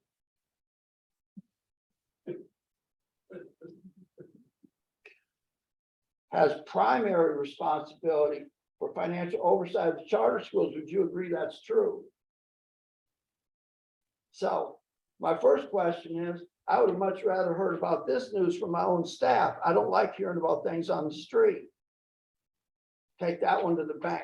I know that this district is claimed to have paltry medical benefits, but I do think you can get a hearing test, at least annually. And I would suggest that when I talk, somebody get a hearing test, because I'm very serious about this. But I just happen to pop into charter school hearings every once in a while. I'll fire up my computer and go to their board meetings. I have the right to do that. But when I go to one and there are 4 different board meetings and I am hearing them report out that there are financial audits that are 6 months late at each and every one of these multi-layered things. But my chief financial officer, who I'm throwing curveballs 100 miles an hour at him constantly, he never falters. Our superintendent has the ability, in the old days, well, don't talk about it, I'll talk about it. No, I just ask him anything. We have that kind of relationship. We both know the answers. I'm doing this for y'all. But at the end of the day, he's not telling me that we're 6 months late on audits, is he? Do you know that this charter is 6 months late on audits 4 sites deep? I'm glad somebody could send me an anonymous email, make me aware of that. Go back to the other page. Page 18. Okay, when it comes to renewal, the 1200 series, you know where that started? It started in Newhall, when Newhall was suing the school district, when we were spending $450,000 a year. You want to talk about the past? Brianna brought up something. I used to write the nastiest critical analytical editorials. One was called "I'll Show You Mine If You Show Me Yours," and it was talking about my salary and what I do and what my benefit package is and what the superintendent's package was in this district at that time. And it boiled down to how much we were spending on legal fees for each student in this district, and it was approaching $500 per student. The ADA at that time was about $6,900. So you're spending about 5% of each student chasing charter schools. So here's the bottom line. What the 1200 series did was the people in Newhall that sued this district and ultimately won down in San Diego. They have somebody that was on the Newhall school board. Guess what? You see her name all over the sign. She's going to be your congressman. They went up there and lobbied the state education committee, the legislative education committee, to make these laws, the 1200 series. And one of those laws now is you have to present a different curriculum that's notably different than your authorizer in the boundaries for you to exist. Because if you don't, there's no reason for your charter. Remember what I told you about why charters started. I don't see any cows and cattle in here right now. I guess Christine didn't bring any from her school, but I think there's people, some different going on over there. I don't know. I don't go over there and dog you. I got people that watch what you're doing. That guy with the money. I seem to be presenting a lot of facts tonight.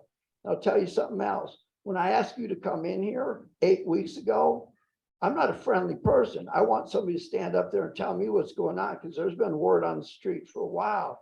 And when you don't show up to my birthday party, I start getting offended. Thank you for finally showing up. But I guess we figured out why they didn't show up, didn't we? But at the end of the day, when it comes to a measure of whether your school, your charter school or your public school is different than the other ones around you, I have a very simple way of looking at things. Do you know what a cum file is? When you change school, you send your cumulative file on your student to another school. So I'm not the smartest person in the room, but at the same time, I'm smart enough to know that if we have a 10% increase in enrollment suddenly, where some people are up there criticizing me for enrollment drops, really, at that microphone, really? But we suddenly have a 10% increase. If I'm smart, I'm gonna look at them cum files and I'm gonna see what the origin is. If the origin is that charter in my own district, that's telling me that parents are starting to look at this and go, there's not much of a difference. I can play football at that one. That's my measure. I'll decide what questions are asked. I'm expecting a material revision out of a few of these charters very soon. But I do not expect to learn this information off the street. I'll tail this in now. When it comes to charters, get back in the old videos. I was sat up here and asked questions. I was accosted by my board members, fellow board members. People stood up there and flat out lied to me. They ended up stealing $80 million. You know what they got for it? House arrest with an ankle bracelet in Newport. How many of y'all live in Newport? I don't guess you're good at stealing money from children, then, are you? But at the end of the day, do not get comfortable in your relationships with people. I'm going to ask very hard questions. Very hard questions. And I see changes in governance structure. I see changes in curriculum. I see changes in back of house action. If I'm wrong, come in and tell me I'm wrong. I asked you 8 weeks ago to come in here. You never showed up. Other than that, I love this policy because it lets me ask these kinds of questions. Good job. Shay? Yes. Good, there you are. I want to compliment you. You have a huge job. And there seems to be a lot of swinging parts in the background. I want you to know that you're not responsible for financial audits, but I'm not all impressed with jumping on and watching somebody say that they're 6 months behind in an audit. That doesn't fall in your lap. That falls in this lap, but somebody's got to tell us that. Because when the money starts getting weird, I don't care what the reason was. I don't care if it was COVID. When I go to the teller, I want to get my money out. So I don't know what the reason is. Incompetence is the reason. That's the only reason I know. Am I clear? I'll expect somebody from my league to be in here pretty soon. That submission thing that they read every time there's no submissions. When I started, there were 2 or 3 a week. Those are charter submissions. I'm going to expect somebody to do a material revision, or at least come in here and stand up in front of me with a lawyer and tell me why I'm wrong.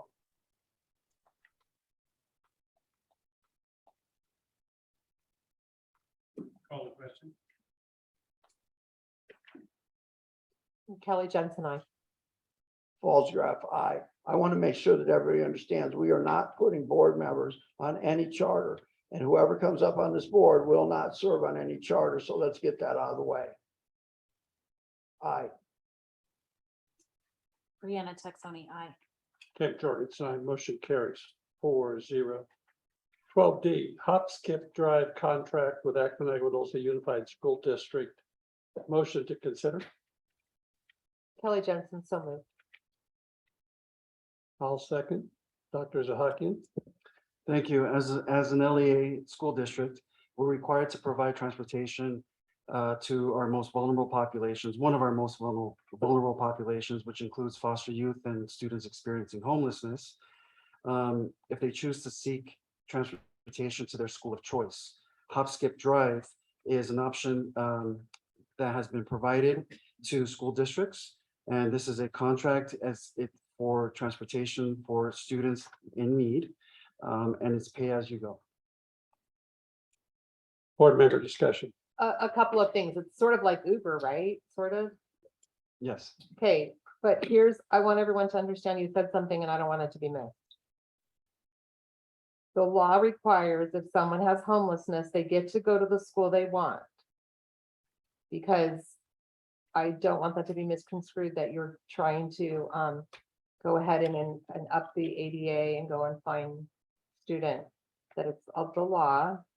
And we welcome those students and we will service those students because they deserve to be educated.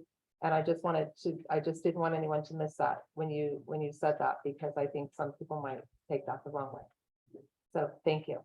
To support Callie's observations, the first charter that this district authorized was a bunch of inmate population down in Los Angeles. Easy money, right? You got a prison over there, Christine? Okay, good. So let me ask you this. Let's say that I'm a child that's been parented poorly and I attack another student and I am expelled. Who is responsible for the child's educational costs while they are expelled? And what's the other word? Yeah, you get expelled and you get suspended. Mm-hmm. So let's say I'm suspended for 2 years and I end up in, I don't know, Yellen Academy because I hurt people, I hurt myself. Who pays for that? Who pays for the child's educational cost? If you're on an expulsion order for the academic calendar, and that's typically an academic calendar, not suspension, but an expulsion order, it's the cost of the school district. So did you hear that? If I go out and attack somebody tomorrow and get put in prison, the district pays for my education while I am in prison. Understand that? Did everybody know that? Yeah. Next question. Can we stop someone from applying to come to our school? No. Can you, in considering an application, ask for any criminal files or anything that they have? No. while they're not your student. No. Again, one more time, I want to know what the drop dead number is on how many kids this district has to have enrolled of its own to float. And once I know that number, I'm gonna tell everybody to get busy because we don't got enough kids in this town.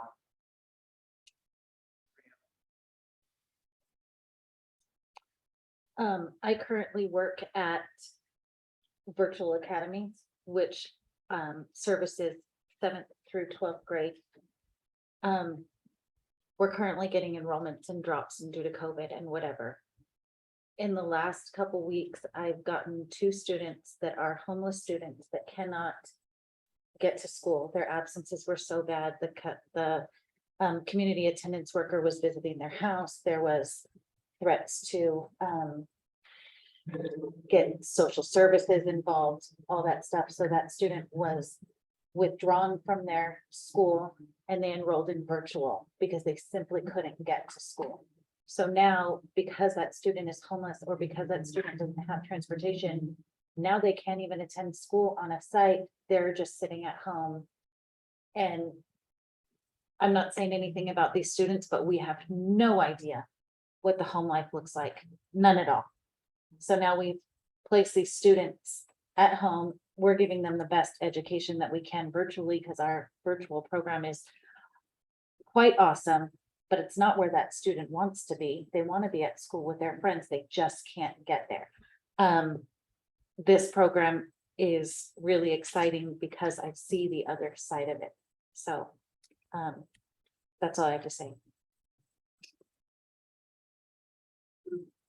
You and Dr. Zucker, you and I had a question about this, and like what Ms. Jensen said, this is like a upgraded Uber or Lyft that has built-in safeguards to be transporting minors and all kinds of things that are responsible and looking through their drivers. But there was one question I had with you, and that's about eligibility for students to have this. In other words, there was a concern that, oh, well, we offer this, you can come to our school.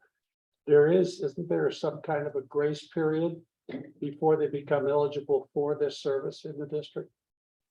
So there's eligibility. Again, vulnerable populations could include foster youth, homeless youth. For instance, if there's a foster student who attended our school last year, there was a change of residence for a myriad of reasons. I won't go into detail. The student decides that they want to return back to Acton Agua Dulce Unified School Can you District. clarify first? So you're saying change of residence where the student was moved from one foster home to another foster home? Right, outside of our Outside of our attendance. district, okay. Right, outside of our attendance boundary. There's a best interest determination meeting that's held for the sake of the student and the ed rights holder to say, well, would they be attending the current school and school district or the former school district? By law, we are required, if they choose to elect to come back to our school district, we are required to take the student back. Right. So they can stay where they were enrolled. Correct, and the transportation piece that kicks in, and hence hop, skip, drop. Can kick it. Right. So if we have foster children that hear about it in Palmdale, through the foster network of that, well, they have this hop, skip, drive thing that they can go to this school. There's still a qualification period where they have to, like a parent has to get them to our school for a period of time before they're eligible to use this service. Yes. There's some commitment contribution by their or their family to get them here for a period of a quarter or a semester or something. Then they can continue their enrollment here. So it's not like we're recruiting them to come in cold turkey. And That's take this correct. program. That's correct. I have one question. I'm sorry, Mr. President, but I don't see the funding source. Did I miss it? It's on the next part. There's a second. Okay. If you could generally give them like the rate thing there so that they understand, because it's a user fee. It's not like it's as used. Yes, correct. Guys, thank you for coming. So it does as they use it, right? Yeah. Yeah. Okay. So it's like, I think that one page under Kelly says, well, like an average one might be $150 or something. Okay, got it. So it's like on an upscale Lyft or Uber. Yeah. Okay, call a question. Kelly Jensen, Falls Graph, aye. Brianna Texoni, aye. Tim Jorgensen, I motion carries 4-0. Calendar room 13A. The next board meeting will be on October 27th and the following meeting will be on November 10th. Now, is the 10th going to be our only one for November because of Thanksgiving, or are we going to squeeze in right before Thanksgiving? Yes, for the month of November and December, due to the holidays, there's a So meeting the per November month. 10th will be our only meeting Correct. for that. For the November. Okay, future agenda items. I think we had comments by Mr. Falsgraf about items that he wanted to do. Do we want to add the drop dead number for ballots on student ADA district-wide? I think that if the superintendent's comfortable, that could be a comment in the superintendent's report. and President Jorgensen, I will not be present at the November 2nd meeting. November 10th, you I mean? mean, November, is it, did you say November 2nd? 10th. Okay. Oh, my goodness. Okay. Are you going to be here on the 10th? Yes. I will. Okay. We weren't going to give you a pass. So I thought you said the second and I was like. 27th and November Okay. 10th. Thank you. Okay, so we have that. Adjournment, motion to consider. A motion. Brianna, Kelly Jensen second. Kelly Jensen. Board member discussion? None, hearing none, call the question. Kelly Jensen, I. Falls Graph, aye. Brianna Texoni, aye. Tim Jorgensen, I motion carries 4-0. We stand adjourned at 10:39. Thank you, everybody. Be safe.